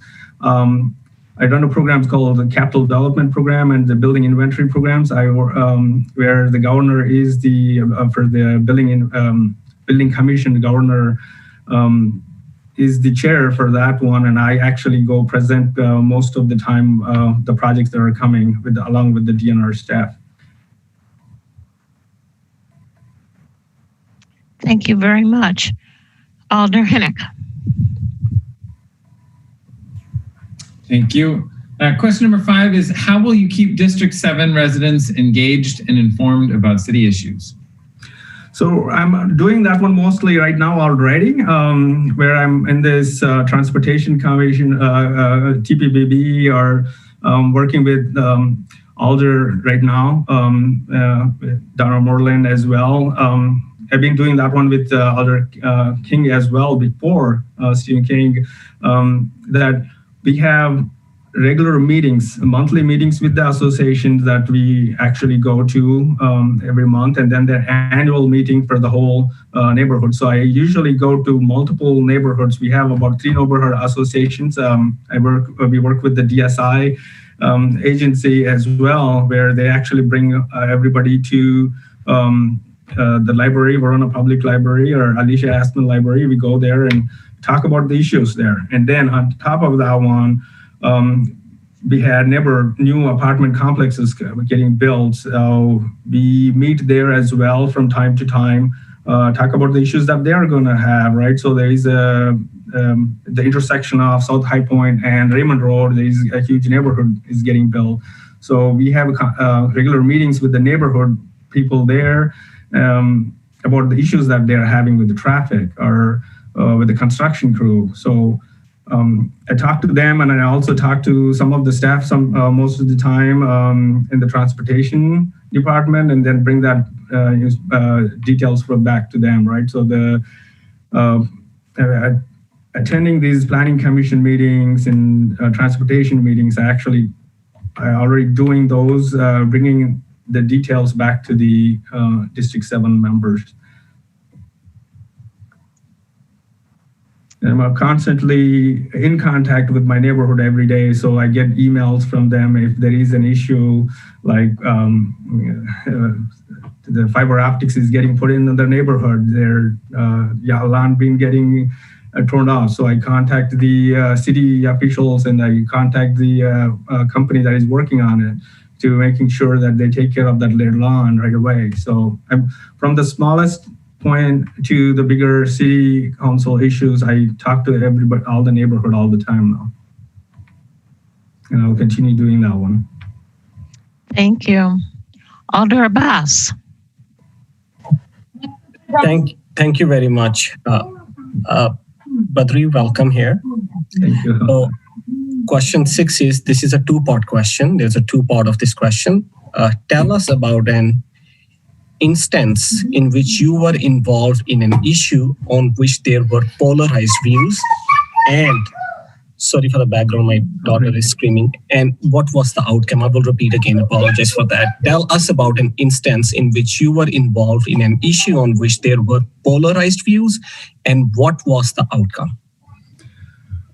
So there is always, right? So every issue has both sides of it, pros and cons, right? So that's where mostly me working on the data-driven applications for the state, the decisions coming from the data-driven decisions is always very crucial in these kind of polarized issues, right? So for example, the neighborhood getting a new apartment complex in the neighborhood is one of the issues that I could actually recently happen, right? So the residents really close by that apartments are against it, right? Obviously, because there's going to be huge traffic on their streets, and they're against it. And the trail going on their backyard, they're against it, right? So we work with, I actually was working with Alder Moreland at that time.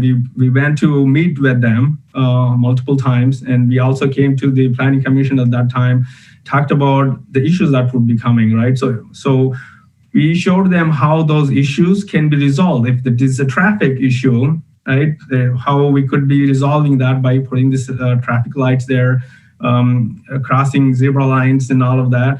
And they were talking about water lagging issues if that apartment complex gets built. And right now it is right next to the detention pond. How's that issue is going to be resolved, right? So those are the things we worked with this city staff and brought those points back to the community. And then that's how we now it's still, there are some people who are still not happy because there is a huge apartment complex coming right in front of their house where there used to be all the prairies there, right? So can't satisfy everybody, but at the same time, we got to think about the big picture. Thank you. And I have the last question. Do you plan to run for District 7 aldermanic seat? Yes, I am going to run. I have all of the pamphlets and materials, everything that I haven't used, and the yard signs. That all of them are still there. So it's all I got to do is I put an application. I'm ready to go. Okay. Yeah, I got my friends and everybody's ready to go campaign for me, and they're all looking forward. Well, thank you very much. We will go on to our next candidate, Nasra.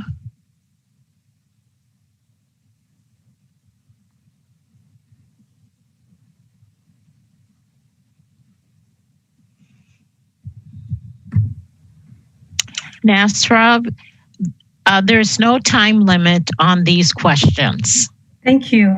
You are welcome. And we're going to start out with Alder Kimball. Hi, Nasra. Welcome. Hi. Why did you decide now to apply for interim District 7 Alder? Thank you. The reason why I have applied for the interim District 7 Alder is during my involvement in the community, in various community, that enabled me to be engaged in the policy making. So what I've done in the past is serving my community in the receiving aspect of life, but not the policy making process. So working from people who are incarcerated or who are facing criminal justice system or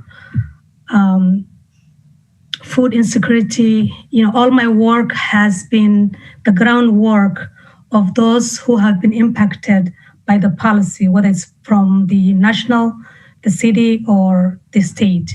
So my hope is this time I'm able to serve my community in a more capacity. Secondly, my kids are all grown up and I can be able to have the time to dissect what the issues are in the city and also recommend some of my expertise, whether it's policy, whether it's budget, whether it's so on. So I think the right time is for me to be fully present and engaged in the policy making process as an elder. Thank you. We'll go on to Alder McKinney. Thank you, Madam President. For applicant number 11, the question is number 2. Our city continues to face racial disparities. What are some strategies you would use to address these disparities?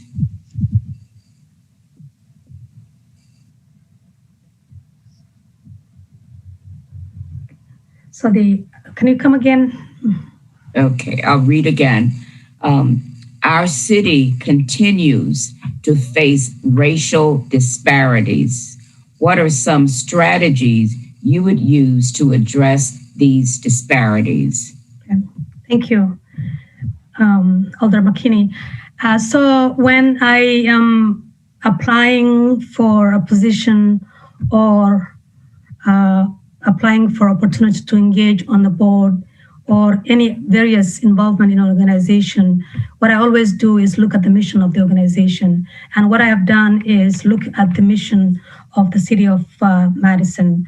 And the City of Madison mission is to establish racial equity, social justice as a core principle in all decisions, policies, and function of the City of Madison. So I'm really glad that the mission of the City of Madison focuses on those issues. I know there are a lot of disparities, and whether it's health, economic, education, and so forth. But my strategy is how we can be able to focus in building those equity for those who are marginalized in the community. For example, providing more employment opportunities, partnering with employees and providing sustainable income so that they can thrive and live in Madison. Other strategy is working with the other nonprofit organization and partnering and collaborating with the issue, because although the city's mission is to attain and tackle those disparities, but there are other organizations who are really doing the groundwork in racial disparities. The other initiative I will bring in is how we can bring the neighborhood resources teams to work with the community, but also work with the cities, and focus more so by having strategy and having an outcome-oriented strategy to deliver those challenges. Based on the racial equity and social justice initiative that the city has taken, I am really inspired that the city is using the tools of racial equity and justice initiative for developing city policies, plans, and programs. So those are the kind of strategy that I'll see is make sure that it's not a lip service, but it's more like we really mean it and attain to those which are really difficult to materialize. So again, reaching out to other organizations, partnering with them, but also working with the community resources, helping youth, particularly with internship and opportunities for them to thrive, so that there are no more petty crimes in the neighborhood. So how we can empower the youth to bringing opportunities for them in internship and other opportunities. And also one thing I want to mention, Alder McKinney, is working at MAM, Madison Area Urban Ministry, now known as Just Dane, has really helped me how the city work with the communities in terms of allocating budget, but also in terms of communicating what the city or the community really needs are. So again, more transparency, more accountability, and all that. So we have to be more accountable and more transparent what we're doing. We can't be saying that the racial equity is something that's really difficult for our city and not doing anything about it. But I'm glad that looking at the website, the mission is really stepping that, it's taken seriously. And that's one of the organizations, when they put the mission in terms of the racial equity, they're serious about it. And I hope with my background in criminal justice system, community involvement, then I can bring different initiatives in tackling those issues. Thank you. Alder Skidmore. Thank you. Welcome. Thank you. What are some of the critical issues facing the District 7?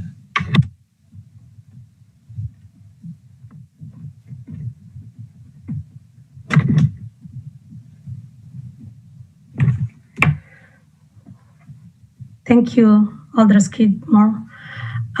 So when I applied for this position, I was able to reach out to some of my constituents or my neighborhood.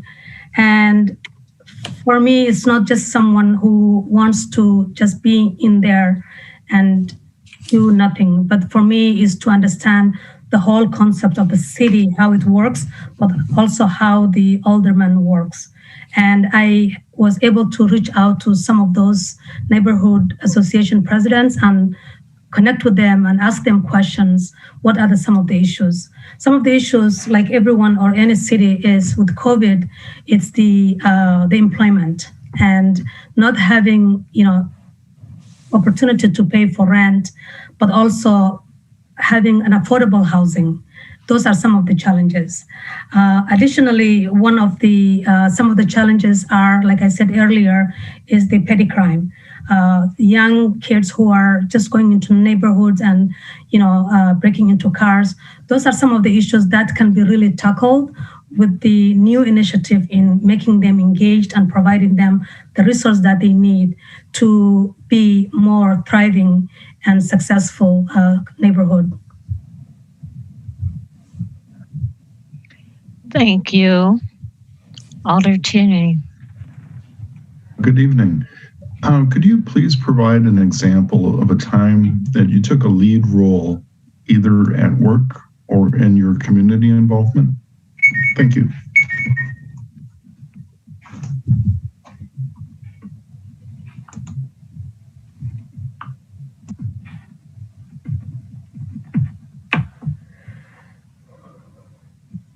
Thank you, Alder Turney. As the Director of Development for Second Harvest Madison Area Urban Ministry, currently known as Just Dane, I was really drawn to the mission of the organization, which is working with individuals who are coming home from the prison. A lot of the organization or a lot of communities or individuals, they have some information about the criminal justice system or stigmatizing those individuals who are coming to the community. And for me, as someone who had MBA and background in business, the organization was in existence for more than 40 years. And what they have done in the past is give 100%, give by the heart. And one of the profound impact for me was transforming the organization as an organization that invests in the community, not just like interfaith organization. So I partnered with the business leaders as a fundraiser and talked to them about one of the programs called Journey Home, which is working with individuals in 4 legs tool, which is provide them with employment, residency, employment, support, and treatment. So when these individuals are coming home, a lot of us believe that they are criminals. But what we don't understand is maybe those individuals have been put into prison for crime that they did not commit. Secondly, even if they are committed the crime they committed, they have paid their restitution. So what I've done was shifting the messaging from helping as a social justice area to economic investment. For example, we developed a program like Just Bakery, where we brought individuals who are coming from prison, give them 4 months of vocational training in bakery, and collaborated with local restaurants to give them employment. So with the Journey Home, it was an initiative conducted by United Way, 2006, and helping those individuals as an investment in our community reduced the recidivism by less than 10% compared to the city or county-wise, which was like 70%. So my business background, my connection with businesses, I was able to position MOM as an organization that make impact in the lives of those who are incarcerated, but also in the community to make it more safe. Because when someone is working and thriving and making income for his family, then there's no use to commit those crimes. The other, that's one of the my professional leadership. When I left MOM, I have increased the corporate giving by almost 100%. We had few organizations, but again, the name, ministry, people shied away. And also the incarceration, people shy away. But I kind of transform in messaging and telling people and sharing individuals, whether it's from corporate sponsors or other funders or stakeholders, that this is a work that we need to do together and make Madison a better place.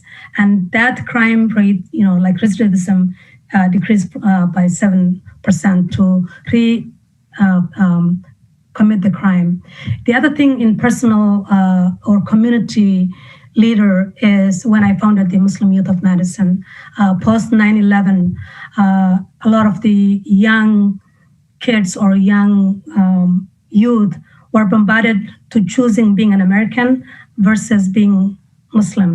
So founding that space that they can be able to come in and talk about their identity and connecting them to the city leaders like former mayor or former MMSD superintendent, that really empowered them that they are part of the larger community, creating an event and Ramadan, one of the Ramadan, inviting all the non-Muslim to learn about Islam. And because, there are a lot of nuances about Islam as a terrorism, and those kids being an American, we didn't want them to compromise one identity for the other. And like I said earlier, those youth are now successful lawyers, doctors, teachers, and many professionals. And having that space is one of the most profound impact that I had in my community as a Muslim and a woman of color to bring other businesses and other city leaders to participate in the lives of Muslim youth. Thank you. Alder Hennick. Thank you. Question number 5 is, how will you keep District 7 residents engaged and informed about city issues?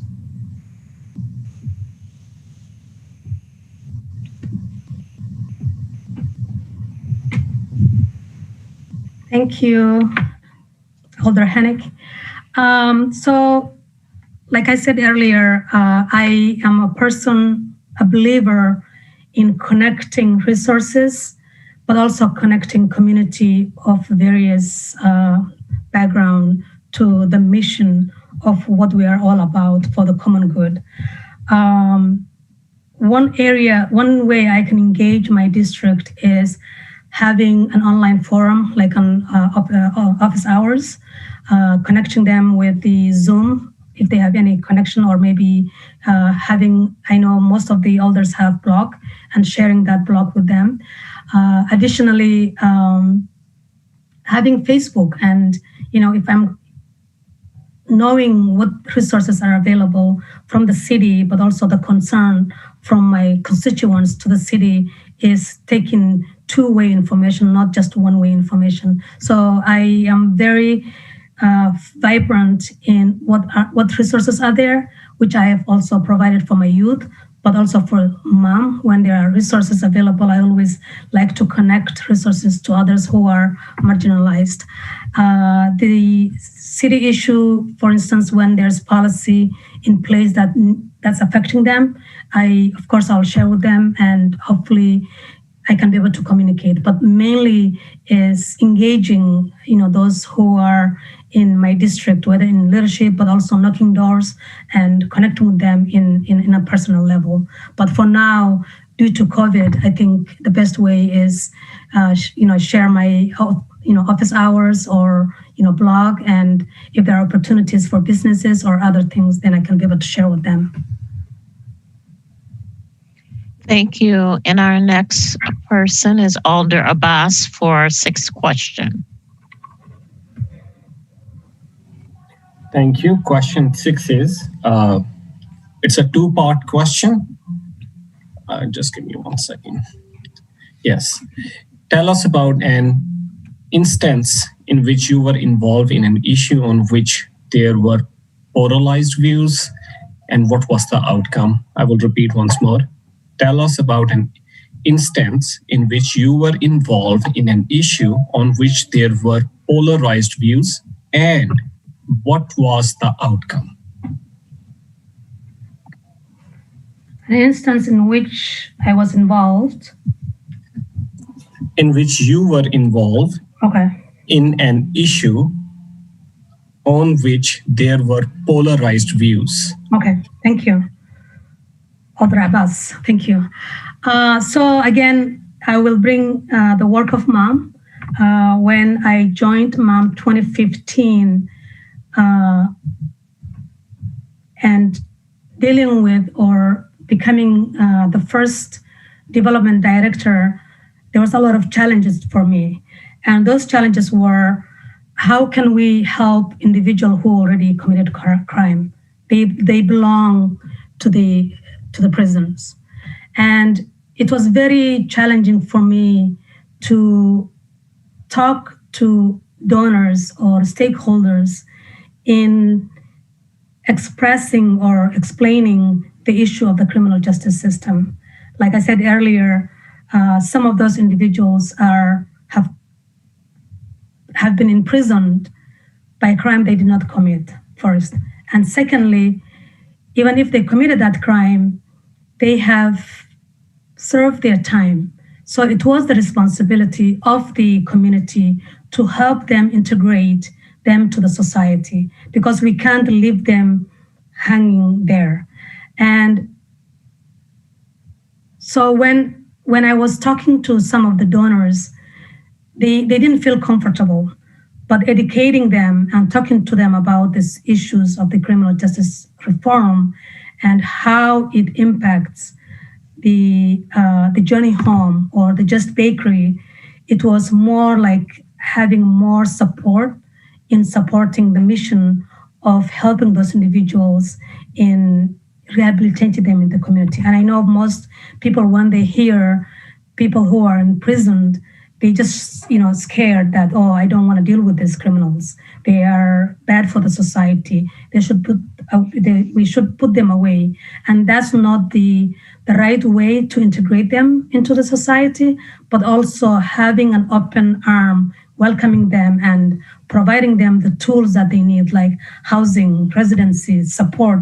And some of them even have mental health. So how we can be able to support them in integrating them was really profound.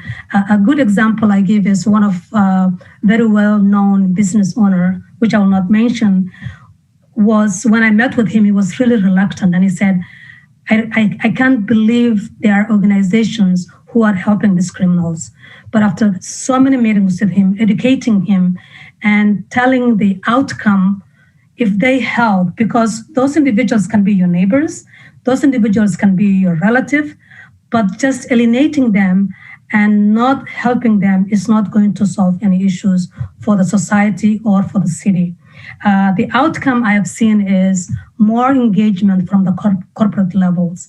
Additionally, when one of the other organizations, they helped even when you have criminal record and you're applying for a job, then you have to give extra money to get your record.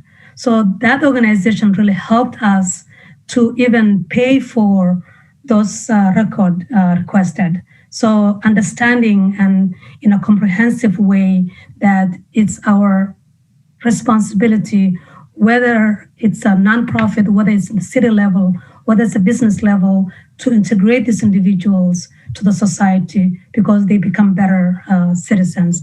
The Just Bakery program has been very thriving and successful in creating more jobs and more opportunities for them, but also entrepreneurship, so that it's not just social change, but also entrepreneurship. So those are some of those individuals. When they make cookies, then we can sell them to the community at large. So that's what I've seen as a polarized, because when I was talking to donors, they were really, I can't believe there are organizations that are doing this to support criminals. And I know now people are more aware of this criminal social reform to help those individuals integrate them into the community.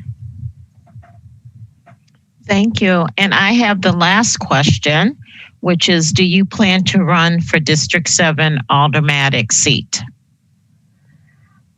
Alder Carter, thank you so much. As of now, I would like to do a good job in my appointment, and I'm not sure I will run. But for me, my main objective is during those 4 or 5 months, do a great job, understand the policies, the decision-making process that I'm really passionate about. As I said earlier, I have helped people from the ground, but now I want to help our community from the policy making process. And I don't know. So but my hope is to do a good and a great job for my district and also my city, and make Madison a livable and thriving and innovative city. Thank you very much.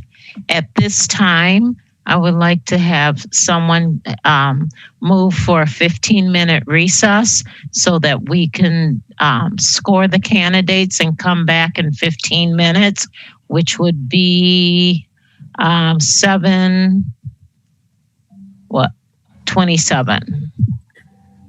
Motion to recess for 15 minutes. Do I have a second? We have a second. It's been moved and seconded. Is there any objection to me recording a unanimous vote? There's no objection. We will recess for 15 minutes.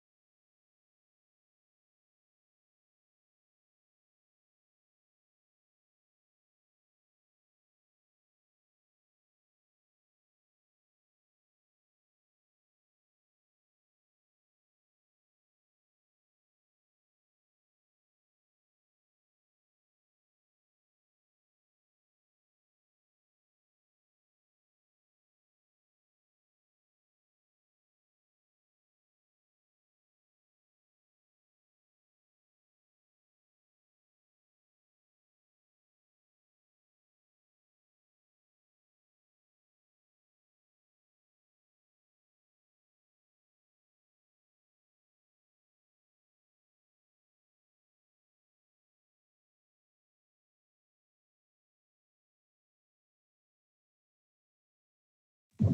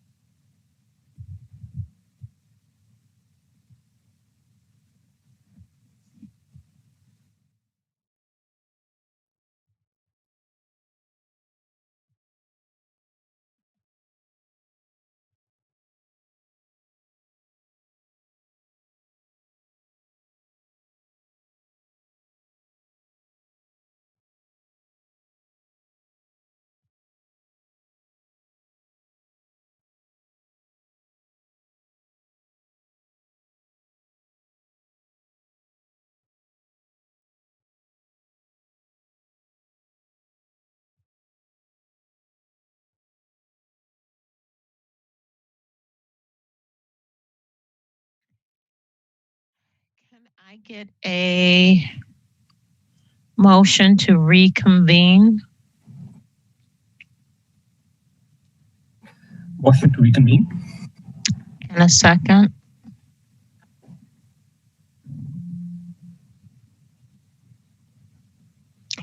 Alder Turney. I'll second that.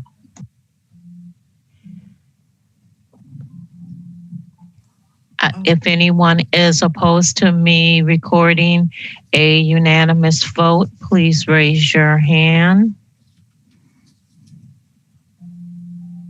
Then I will record a unanimous vote. We are back in session. Okay. Alder Carter, do you want me to read the candidates in order of the highest score to the lowest score? Yes. Excuse me, sorry. Should we bring the candidates back in? Oh, yes, please do. Okay. Also, do we need a roll call? Yes, we do. Thank you. Lisa? Oh, yeah, that would be good, right? Yeah. Alder Carter. Present. Alder Abbas. Present. Alder Harrington McKinney. Alder Harrington McKinney. Alder Skidmore. Here. Present. I was on mute. Nope, that's okay. Alder Hennick. Present. Alder Tierney. Present. Alder Kemble. Here. And Alder Bidar. Present. Great. Quorum is present. Thank you. Now, if you want to read highest to lowest.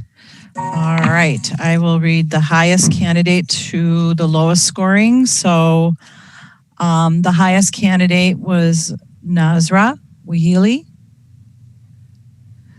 The next one was Joe Ballas. And the next one was Badri Lankela.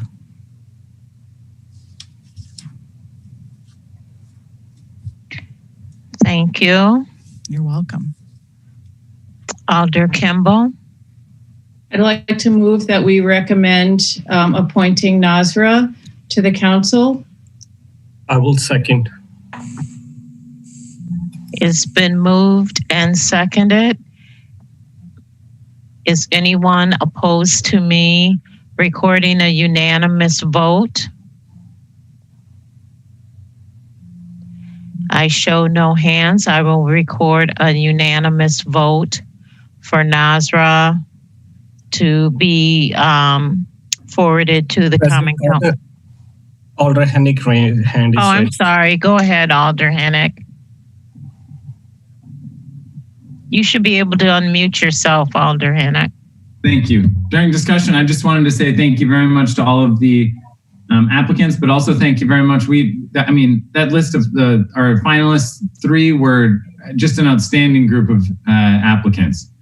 I was really impressed by all three of their responses. The legwork that they had done to get out into the neighborhood and the community and really get some great feedback. So I just wanted to say a really heartfelt thank you to all the candidates, but especially the three finalists who I really felt shown. So thank you. Thank you, Alder Harrington McKinney. Thank you, Madam President. I'd like to join in that. I know that former Alder Moreland will be exceedingly pleased with not only the list of candidates, but the three final candidates. It was an exceptional opportunity for us to hear the commitment of each one of them and what they will not only just bring to their district, but also bring to the city of Madison. And it was undeniable. This was just an amazing opportunity for us to hear that. And so to each one of you, thank you so very much for stepping up and agreeing to be involved in the public discord to make Madison a great city for all. Thank you. Thank you. And go ahead, Alder Abbas. Yes, and along the similar lines, I will say thank you to all the candidates, three of them here. Thank you for your service and putting your name forward. That requires a lot of courage and commitment from the community. And as three of you mentioned and other candidates previously, they worked really hard for the community and they're very committed. So we as a council and I personally really thankful for your work and also for your commitment to running for office or applying for the position in other ways. Thank you all. And to allow others to also say a few words, Alder Attorney. Yes, I just wanted to thank all the applicants that we had tonight. It's especially, given the difficult times our city and state find ourselves in, it speaks very highly of everyone that was willing to step into the fray and help the people of our city through a difficult time by putting their names forward. And I had a very, very, very hard time when it came to scoring. I thought everybody was just an excellent candidate. So I want to really thank everybody for coming forward. So thank you. And Alder Skidmore.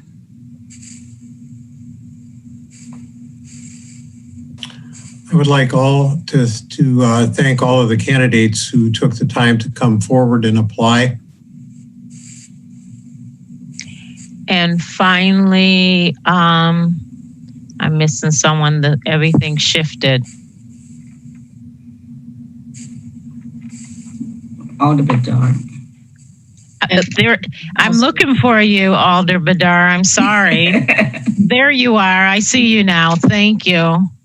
Thank you. I echo everybody and delighted to have Nasra, hopefully, the final vote of the council on November 17th join us. So again, thank you for everybody for the time and energy to put your name forward. And finally, I want to also thank everyone. I want to thank all 11 of you who decided to take this step and step in for this vacancy. And especially, I want to thank the top three who really inspired us, I would say. And Nasra, I look forward to working with you, and thank everyone. Alder Kimball, your hand is up again. Yeah, I didn't get a chance to thank people, so I'd like to do that too. Thank everyone. Of course. And I want to say especially encouraging that that 11 people stepped up in such a short time period. And I think District 7 is really, really lucky to have so many civically engaged residents who are willing to serve in so many ways. And I just encourage, I know Badri, you're already on TPPB, but I encourage other folks to think about joining a committee, think about ways, if you really want to serve in city government, there's so many ways to be engaged. So thank you, and good night. Alder McKinney, are you Yes. doing a round two here or what? Well, my round two is that I would like to hear from candidate Nazareth. I think that it is fitting for her to say expressions as well. Thanks, everyone. Thanks, Madam President, and all other elders. It's profoundly shocked that I'm able to serve my community in different capacity. And I really look forward to making Madison a better place, but also engaging my neighborhood into the mission of the city, but also working with other elders in collaborating with ideas, but more so in making Madison a better place for everyone, equitable, but also thriving. And I'm really inspired to be chosen, and I look forward to working with each and every one of you. And thank you for giving me the opportunity to serve my district as well as my city. And I look forward to working with you all. Thank you. We'll go back to the motion. Alder Kimball moved initially, and I believe Alder Abbas second. Yeah, President Carter, I was thinking, I know besides CCEC, other alders are also on this, attending this meeting, and might be if you want to extend an offer to them also, if somebody want to speak. Yes, we can certainly do that. Does any other alders want to say a few words? Please raise your hand. We're not a shy group, so I'm expecting a hand to come up somewhere.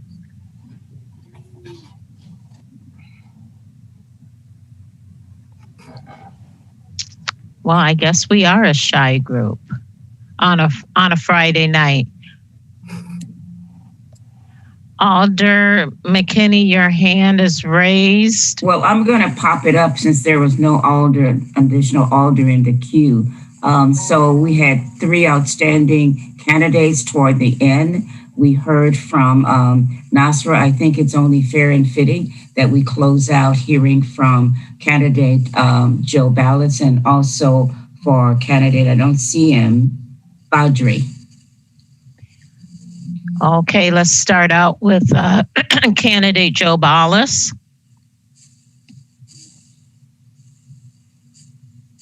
I believe you can unmute yourself. Is that right, Yeah. Stefan? Yeah, I just did, Sherry. Okay. Thanks, Barb, for the opportunity. I just want to thank the Common Council Executive Committee for your time this evening. I agree. We are very blessed and fortunate out here in the 7th District to have 11 people in just a short period of time step up and want to represent this district. So I wish the best of Nasra going forward. And my name is now out there, public record, Nasra. And if you need any assistance from me, don't hesitate to give me a call or give me an email. I'd be more than happy to help out you anyway as you transition here and move forward in your work as a member of the Madison Common Council. Thank you, Sherry. Oh, you're welcome. Thank you. Can we have words from Badri? Yeah, I echo the sentiments, guys. It's really awesome to see Nasra getting elected here, and really awesome to see. Welcome, and looking forward to working with you, Nasra. As you had called the neighborhood before this week, you have the contact, so continue talking to us. The way I worked with Alder Moreland before, we can work as a team, and if you have anything, you can come reach to us and we'll work as a team. I'll continue to do wherever I can. Like transportation, I'm already in the TPPB and traffic calming subcommittee, so I'll work on that side. And if you need any other help, I'm more than happy to help. And then finally, the alders said, thank you very much for your time on a Friday. As I said, it's a long day, especially for a Friday. The TPBB meeting last time went 5 hours last week. But, you guys go through this one every single day. Thank you very much for your service. I appreciate that. Thanks, Ben. Thank you, everyone. And thank you for the CCEC members. I really appreciate you. Let's go back to the motion, which was initially moved by Alder Kimball and seconded by Alder Abbas. I was getting ready to record a unanimous vote, but let's go back and make sure that's what everyone wants. If you are opposed to a unanimous vote, raise your hand. And there is no one opposing, so we will record a unanimous vote. Can I get a motion from Alder McKinney? You're muted, Alder McKinney. Thank you. I get the honor of moving to adjourn. You do. We're not going to go round 4, so. And do I have a second? Second. It's been moved and seconded. I hope everyone enjoys what's left of their evening. Thank you for coming out. Thank you.